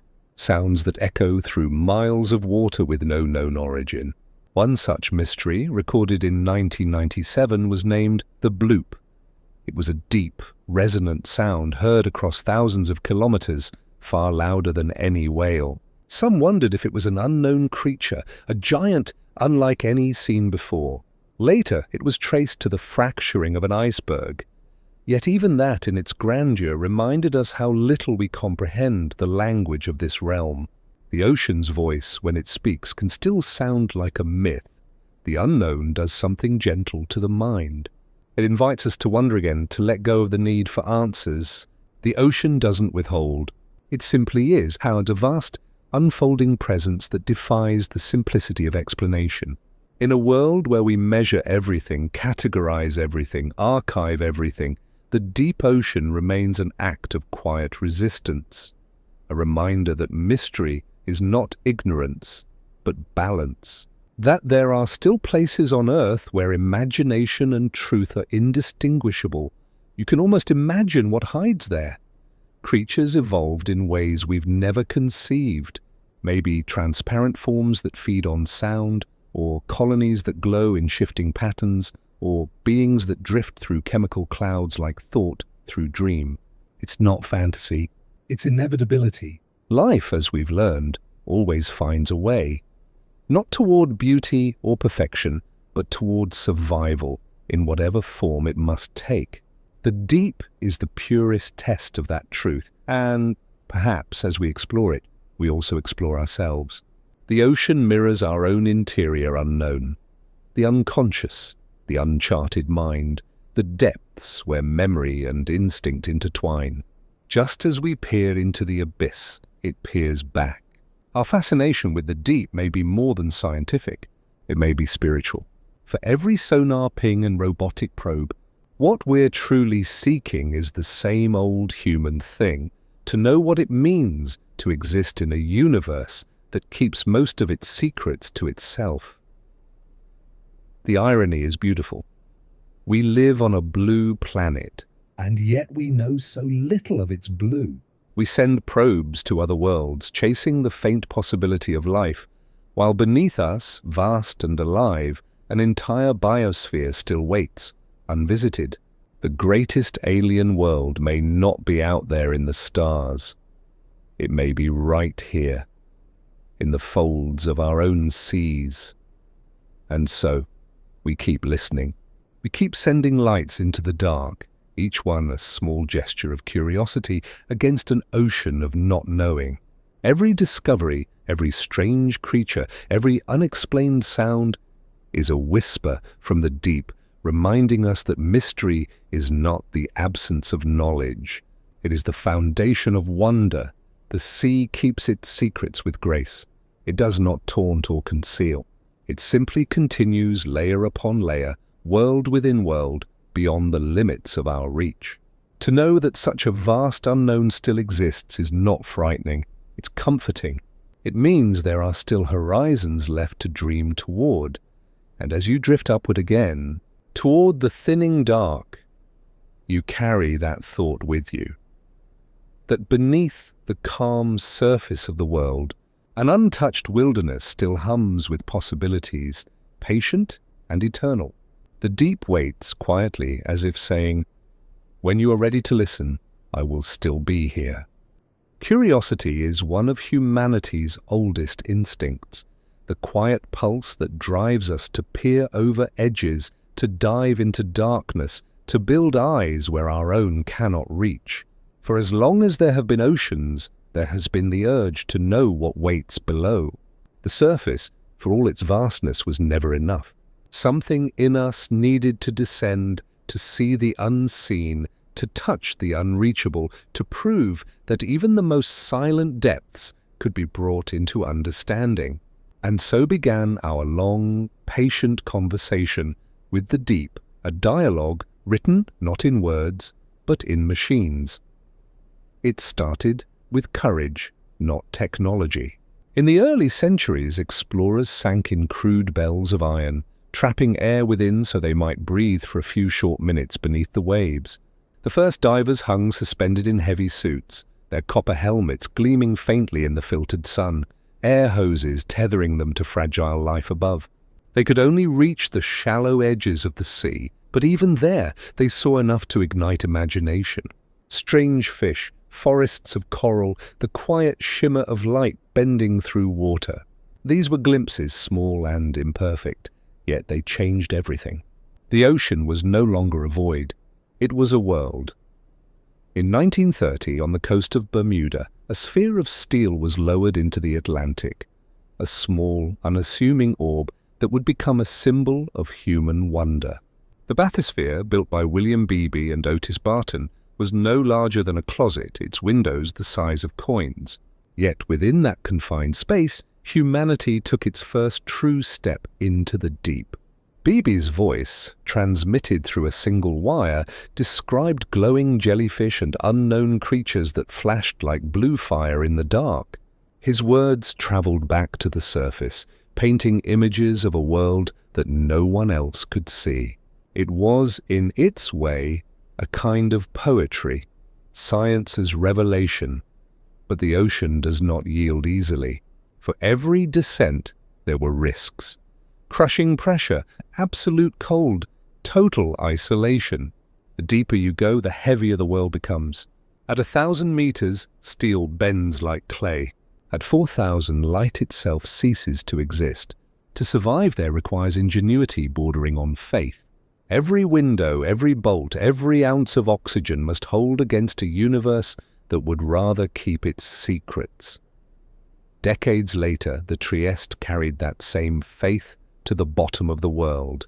In 1960, Jacques Picard and Don Walsh descended nearly 7 miles into the Mariana Trench, a place so deep that if Mount Everest were dropped there, its peak would still be over a mile underwater. Inside a small steel sphere suspended beneath a gas-filled float, they spent hours drifting into the dark. When they reached the seafloor, the pressure was more than 1,000 times that of the surface, enough to crush any human vessel not built like a fortress. And yet, through their tiny window they saw movement, a small flatfish, alive at the bottom of the world. In that moment, the myth of the lifeless abyss was broken forever. Each generation since has built upon that descent, refining our tools, extending our reach. Today, our eyes are robotic. Autonomous submarines, remotely operated vehicles, sonar arrays, and satellite-linked sensors that map the unseen. Machines like Alvin, Nereus, and Deep-Sea Challenger have followed where the Trieste led, capturing images of hydrothermal vents, new species, and alien landscapes sculpted by volcanic heat. These vessels carry no fear, no breath, no heartbeat. And yet, through them, we see with astonishing intimacy. Every camera feed, every sample collected, is a message from another world. But even now, the paradox remains. The more we see, the less we seem to understand. Each descent multiplies the mysteries. A robotic probe may capture footage of a creature with transparent bones, yet when it returns, we realize we don't even know what to call it. The ocean answers our questions with questions of its own. Technology gives us eyes, but not certainty. It reveals shapes, but not meaning. Still, we keep building. We design machines that can withstand more pressure, travel farther, linger longer. Some drift for years, following deep currents and sending whispers of data through satellites. Others map trenches in sweeping arcs, turning sonar echoes into topographic art. Each ping, each pixel, each data point becomes a brushstroke in our portrait of the unknown. And yet the canvas remains mostly blank. A vast, shadowed expanse where our gaze cannot yet go. What drives us to persist? Perhaps it's more than science. Perhaps it's faith. Not in religion, but in revelation. The belief that what lies beyond our sight still matters. That to know the deep, even a little, is to understand something profound about ourselves. Our machines are extensions of this longing. Not just instruments of exploration, but instruments of hope. Each descent says quietly, the world is not finished revealing itself. There is poetry in the machinery itself. The submersible hulls gleam like pearls under floodlights, cables winding like veins. Within their cramped interiors, scientists sit surrounded by dials and hums, faces lit by the glow of screens. They are travelers in the purest sense, not moving through space, but through knowledge. Outside their windows, life drifts in bioluminescent patterns, unaware that it is being seen for the first time in history. The camera's light touches a shrimp, a worm, a fish, and in that moment, something ancient and infinite becomes known yet. With each revelation, the deep ocean seems to draw back, like a curtain retreating only to reveal more layers beyond. The more precisely we map the trenches, the more we realize their complexity. The more species we discover, the clearer it becomes that countless others wait beyond reach. In the deep, knowledge does not accumulate. It deepens. It folds into itself, transforming certainty into awe. Perhaps that is the ocean's lesson to us, that understanding is not conquest but relationship. Our machines may be brilliant, but they are also fragile. They remind us that even the most advanced human invention must still move carefully through a realm that predates all invention. The deep is not conquered by curiosity, it is courted by it. We approach, we ask, we listen. And in return, the ocean offers glimpses, not answers. When the lights of the submersible fade and it begins its slow ascent, there's a moment of quiet reflection. The dark outside thickens again, the pressure lessens, the instruments hum softly in retreat. Above, the surface world waits, loud, bright, impatient. But inside, the explorers carry something wordless, a sense that they have touched the edge of wonder, and that wonder touched back. And perhaps that's enough. Perhaps the purpose of exploration was never to know everything, but to remember that not everything can be known. That curiosity is a form of reverence, and technology, when used in humility, becomes prayer, a way of saying to the universe, we are listening. As the sub breaks through into light, the ocean's surface gleams like a mirror. The deep, for all its distance, remains below, serene, impenetrable, waiting. Our machines rest, their work done for now. But somewhere down there, unseen and eternal, the mystery continues, vast, patient, and untouched by the human gaze. The deep ocean was once thought untouchable, a sanctuary beneath reach, immune to the tremors of the human world above. For centuries, we imagined it as a sealed realm where silence and pressure protected life from our mistakes. But the illusion has dissolved. Even 7 miles down, the fingerprints of humanity drift like ghosts. Tiny plastic fragments fall through the water like artificial snow. Heavy metals settle into trenches once thought eternal. Carbon seeps into the abyss, changing the chemistry of life itself. The deep, it turns out, is not invincible. It is listening, and it is changing. The problem begins at the surface.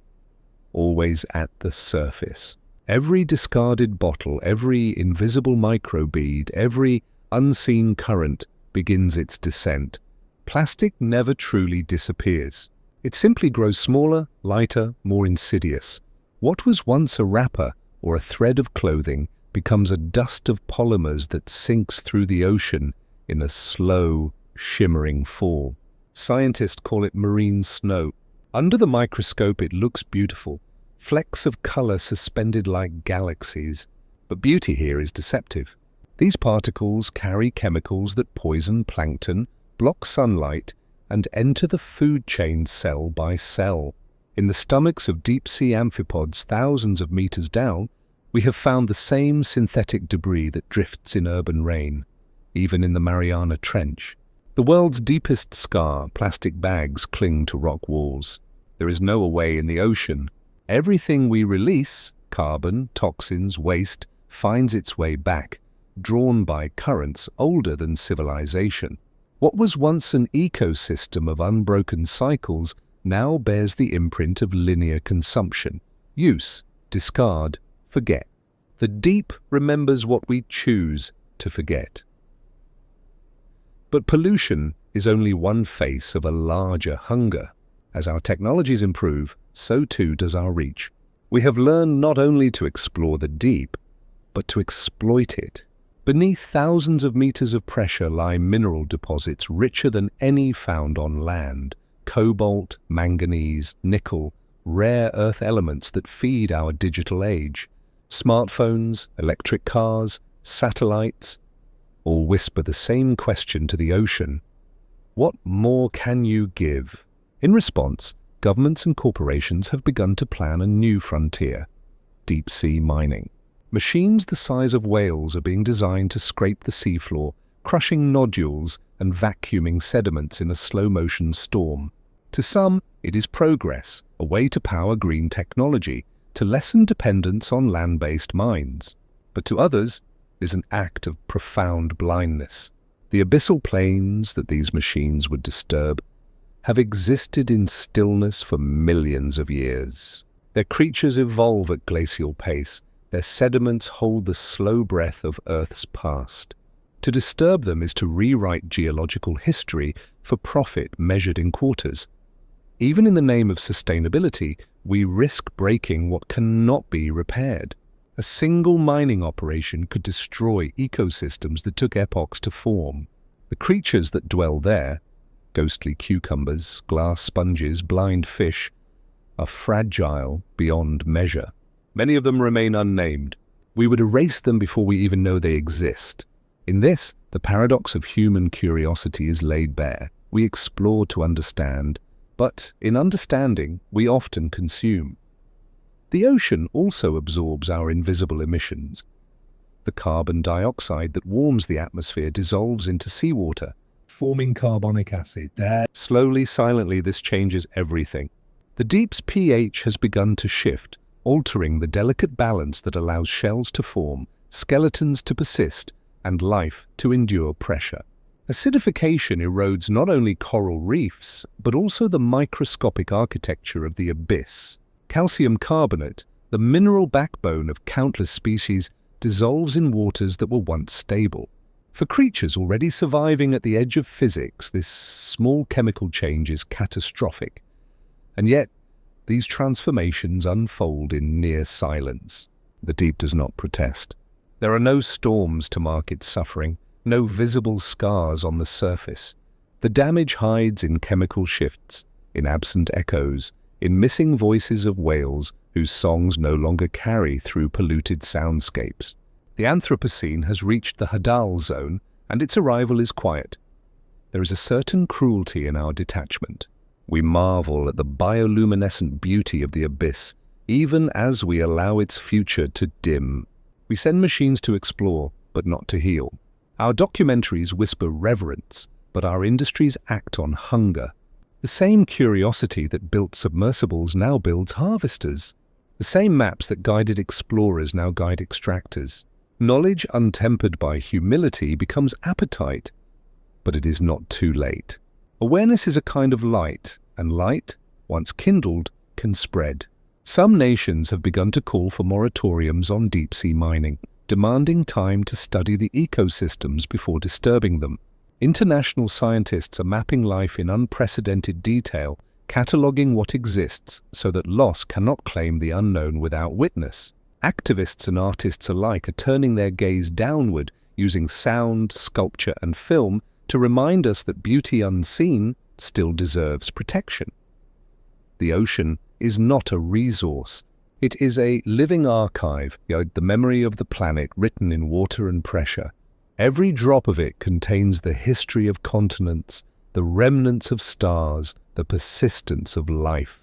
To harm it is to harm the very conditions that made us possible. When we look into the deep, we are not peering into a separate world. We are looking into our own reflection refracted through distance and time. The fragile creatures drifting in the dark are not symbols of otherness, they are symbols of resilience, of the same biology that beats within us. To protect them is to protect our shared inheritance. Perhaps the challenge is not technological but emotional. To feel empathy for what we cannot see, to extend moral imagination to a realm that exists without faces or voices. The deep does not plead for mercy, it simply continues adapting, waiting. But if we listen closely, we might hear something ancient within it.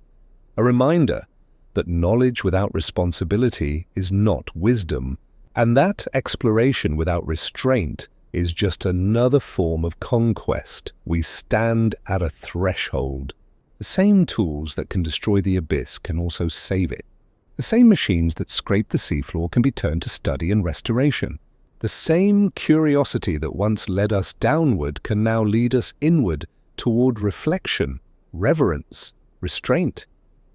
In the end, the ocean's fragility is not its weakness, but its mirror. It shows us how vast power and delicate balance can coexist, how survival is not strength alone, but care. And if we can learn that lesson from the deep, then perhaps its silence has not been in vain. When we look into the deep, we are not only seeing the ocean, we are seeing ourselves. The blackness that stretches beyond the last reach of sunlight becomes a mirror, not of surface appearance, but of interior truth. Something ancient in us responds to it. That slow, quiet pull toward the unknown, that whisper of curiosity tinged with fear. The abyss feels familiar, though we have never been there. It feels like memory. Perhaps that is because we are in some way made of it. The ocean has always been our first metaphor for mystery. Before telescopes, before psychology, before we could name our emotions, we compared the unknown to water. Depth became a synonym for soul. To plumb the depths meant to understand something hidden, something vast. And even now, when sonar maps every contour of the seafloor, there remains a sense that the true ocean, the ocean that matters, lies somewhere within us. In its darkness, we recognize our subconscious, layered, pressurized, full of strange creatures and ancient currents. Thoughts and memories drift there, unseen, until stirred by some distant tremor. A word, a sound, a scent, rising like phosphorescence from below. The mind, like the deep, hides its most vital processes far beneath the reach of light. We live mostly on the surface, among waves of routine and distraction. But occasionally, something pulls us down, a dream, a loss, a moment of wonder, and we descend. Pressure in the ocean is relentless. The deeper you go, the more the weight builds, until even steel must bend or break. In the psyche, it is not so different. Our emotional depths compress us. Expectations, memories, fears, they accumulate with depth, yet life persists here too. Just as deep-sea creatures reshape themselves to survive under crushing forces, we adapt, we develop resilience. The human spirit is an organism of pressure, finding new forms of strength in darkness. Biologists often speak of adaptation without light, how creatures evolve sightless, sensing instead through vibration or chemical trace. In that adaptation lies a metaphor for introspection. When we can no longer rely on vision, and when the path forward is not clear, we must learn to navigate through subtler senses, intuition, empathy, patience. In the absence of light, we feel our way through existence, and in doing so, we discover other forms of knowing. Perhaps that is what the abyss teaches, that light is not the only form of understanding. Some truths can only be perceived in darkness, in silence, in stillness, in surrender. The deep is not empty. It is full of life too delicate for brightness. Likewise, the inner world is not void but vibrant, populated by thoughts and feelings that thrive away from attention. We fear the dark because we mistake invisibility for absence. But darkness, both inner and oceanic, is a habitat, not a void. There's a moment when descending into deep water, when the blue fades completely. You look around and realize there is no longer a sense of direction, only gradient, texture, and sound. It feels like floating inside thought itself. The horizon disappears, and with it, all reference points. What's left is presence, pure awareness. In meditation, the same thing happens. The boundaries dissolve. You lose track of where you end and the silence begins. The deep, in that sense, is not a place, it's a state of consciousness. Carl Jung once wrote that one does not become enlightened by imagining figures of light, but by making the darkness conscious. To descend into the deep is to make darkness conscious, to confront the unlit parts of ourselves and realize that they too are alive. The glowing creatures of the abyss, the jellyfish, the lanternfish, the delicate comb jellies pulsing in rhythm, are like thoughts illuminated in dream. Light born of darkness, not against it. Awareness emerging from the unconscious, not conquering it. And so the ocean becomes a kind of therapist, patient, reflective, and vast. It listens without judgment. It holds what we cast into it, our fears, our hopes, our debris. It absorbs everything and returns it in whispers of tide and current. When we look into its black heart, we sense something elemental about our own existence. A reminder that clarity is rare, but stillness is possible. That even in the absence of understanding there can be peace. What then does the deep reveal about us? That we are dual beings, luminous and opaque, conscious and concealed. That for every surface action there is a submerged motivation. That beauty and fear are not opposites but reflections of the same depth. The bioluminescent creature and the unlit void around it are one ecosystem. Without the dark, the light would mean nothing. The same is true for emotion. Without uncertainty, joy cannot shimmer. Without silence, sound cannot travel. There's another way the deep mirrors us. Its constant movement beneath apparent stillness. Even on the calmest day, currents are shifting miles below.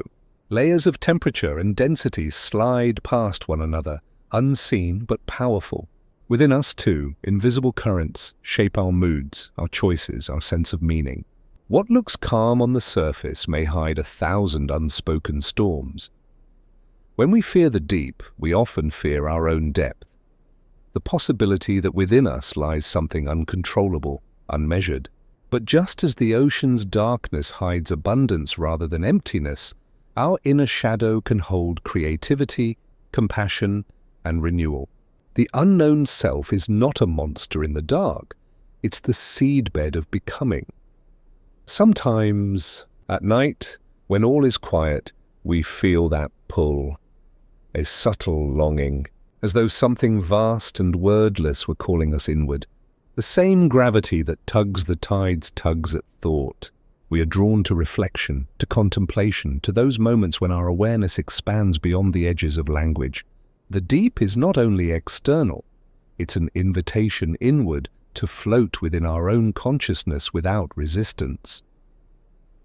Perhaps that is why stories of the sea have always felt like dreams. Sailors speak of ghost lights, strange songs, visions of creatures that vanish upon approach. Psychologists might call these projections of the unconscious, but maybe they are something simpler. Glimpses of the symbolic resonance between human mind and oceanic mystery.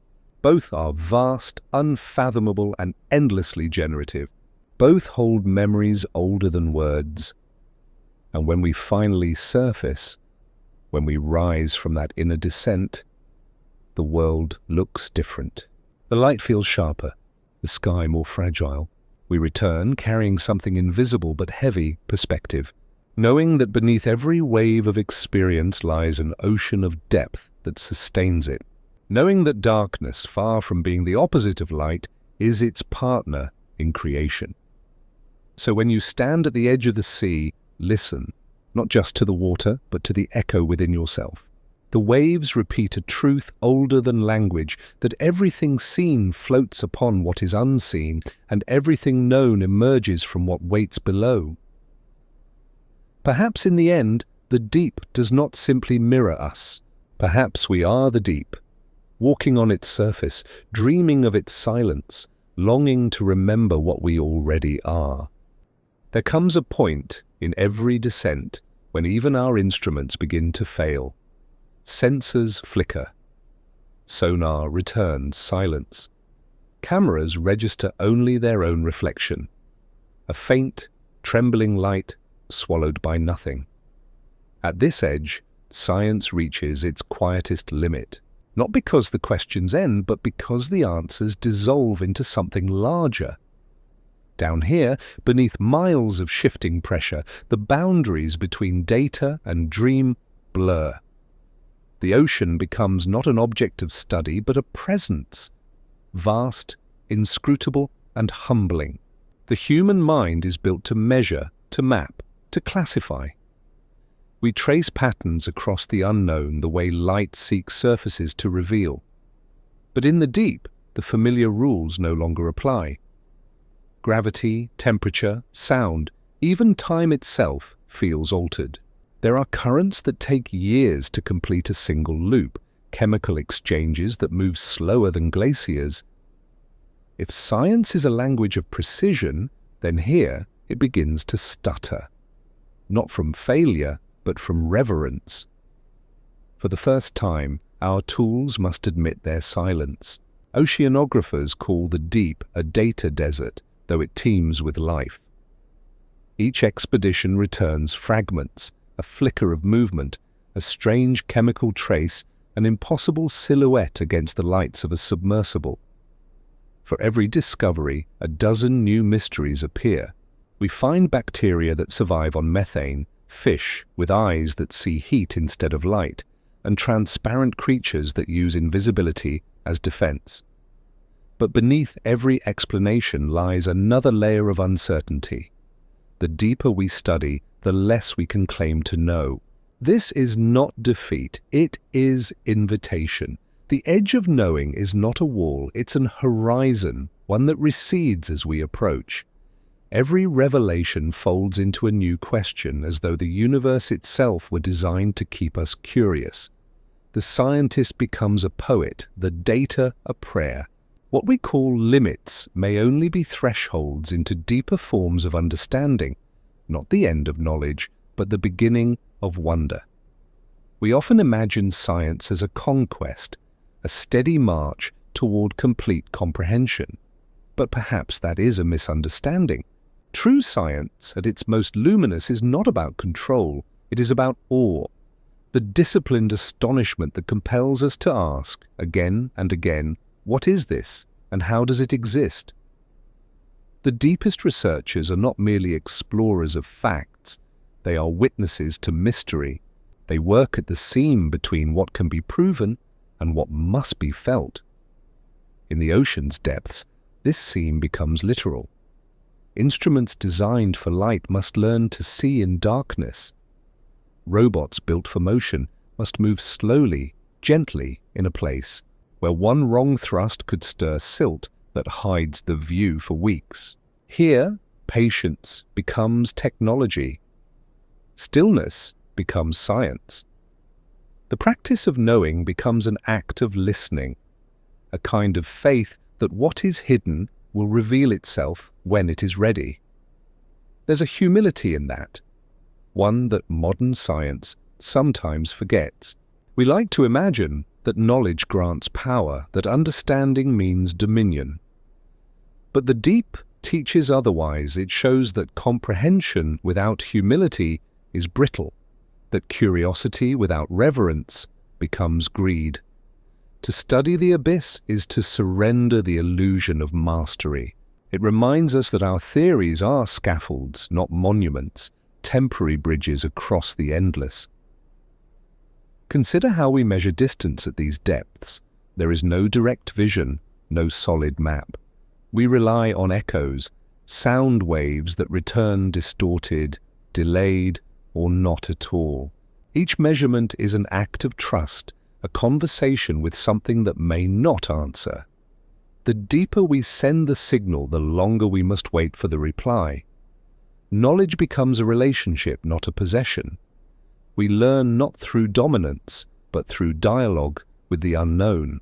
And what we learn above all is that mystery is not the opposite of understanding, it is its companion. Without mystery, knowledge becomes static, a closed circle, airless and certain. Mystery keeps knowledge alive. It breathes movement into thought, turning facts into wonder. The deep demonstrates this balance perfectly. We can quantify its chemistry, map its temperatures, analyze its life forms, and still we cannot claim to know what it is: a system, a dream, a memory of creation. All may be true at once.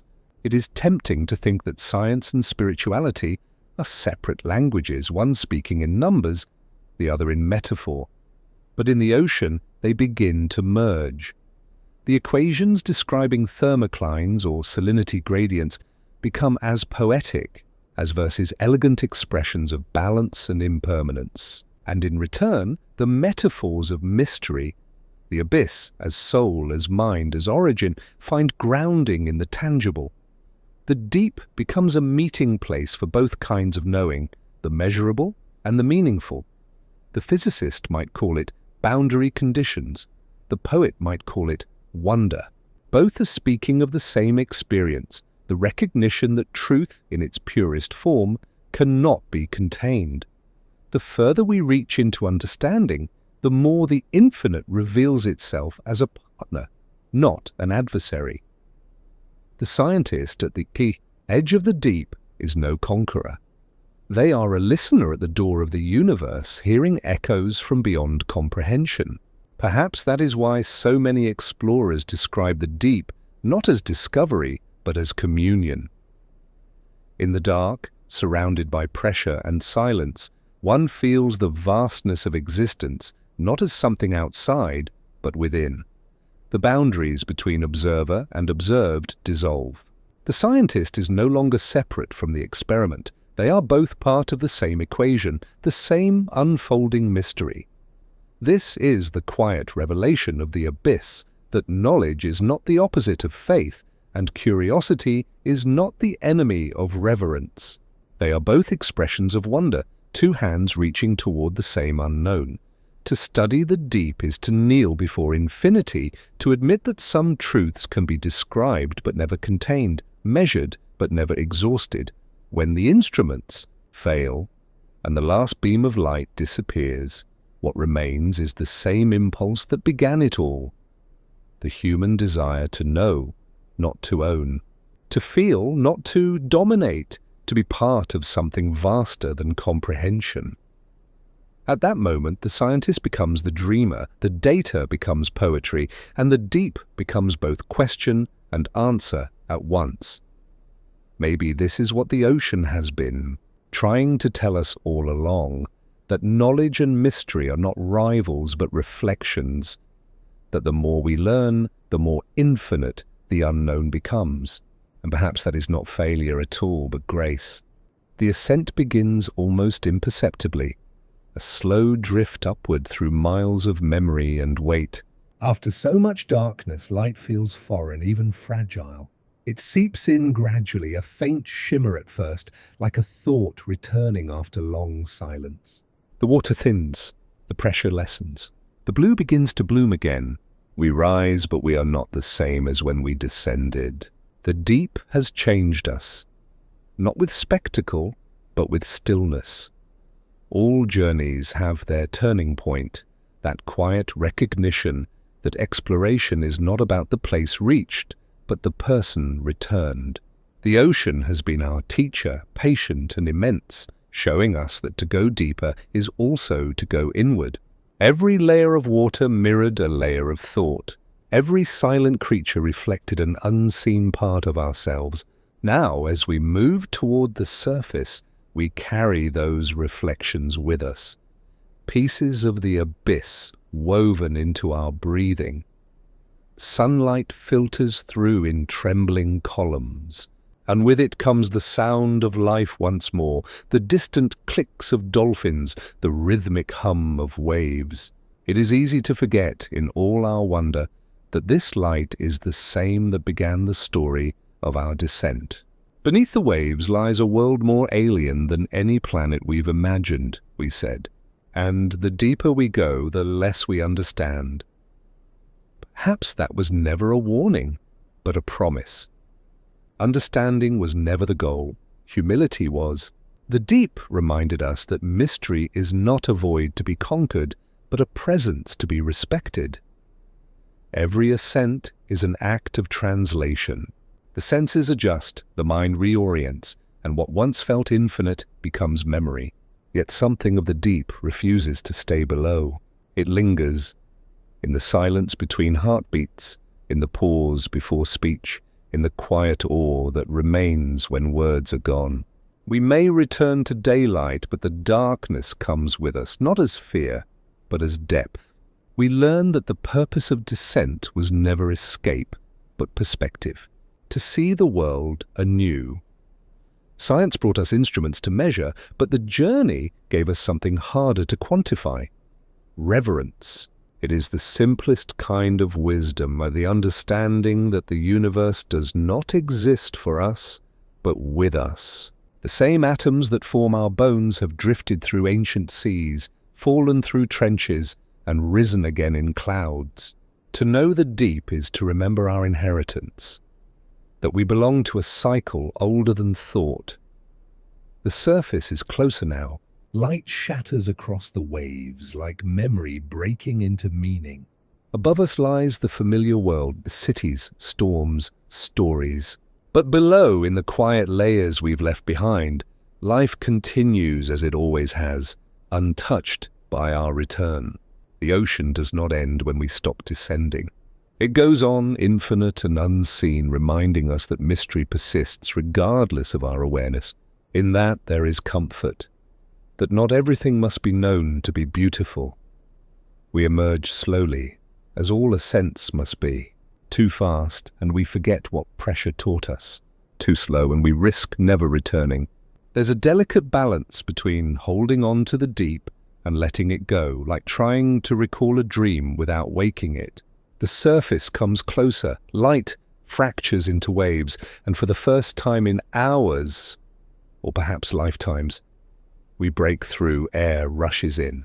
The body feels impossibly light. Around us, the sea sparkles as though it knows something we do not. It always has.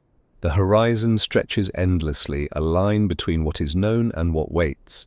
And somewhere beneath, unseen but eternal, lies the stillness that taught us everything. As we float here, weightless and quiet, it's easy to realize that exploration has no true ending. The deep will always call again, not out of ambition, but out of recognition. We are made of the same elements, carved by the same laws, haunted by the same silence. To descend was to remember, to rise is to begin again. The light above and the light below are not opposites, but two halves of the same truth. One reveals, the other preserves, and now to you, the listener, the traveler through sound and thought, thank you for joining this journey. Across these chapters, through pressure and darkness, through science and wonder, you have drifted with patience and imagination. You have listened to silence, allowed it to speak, and in doing so, have become part of the story the ocean has always told, that curiosity is a form of care, and that wonder, when kept gentle, can heal more than it disturbs. If you felt that quiet connection, the pulse between your breath and the oceans, let it stay with you tonight. Let it remind you to look deeper, not just into water, but into yourself. And if this voyage has soothed you, if it's reminded you that learning can be as peaceful as sleep, then stay close. Like and subscribe softly, not as an act of obligation, but as a way of keeping this shared tide in motion. To those who have already joined, who continue to drift with us each night, thank you. You are the reason these depths keep echoing. As the last light fades across the water, we linger one moment more, suspended between sea and sky. The world above hums with distant life, the world below with eternal quiet. Between them we float, luminous, brief, and aware. And as night returns, the ocean settles into its endless rhythm. Waves murmur against the hull of thought. The deep exhales. You listen, and in that listening, everything becomes still. Good night.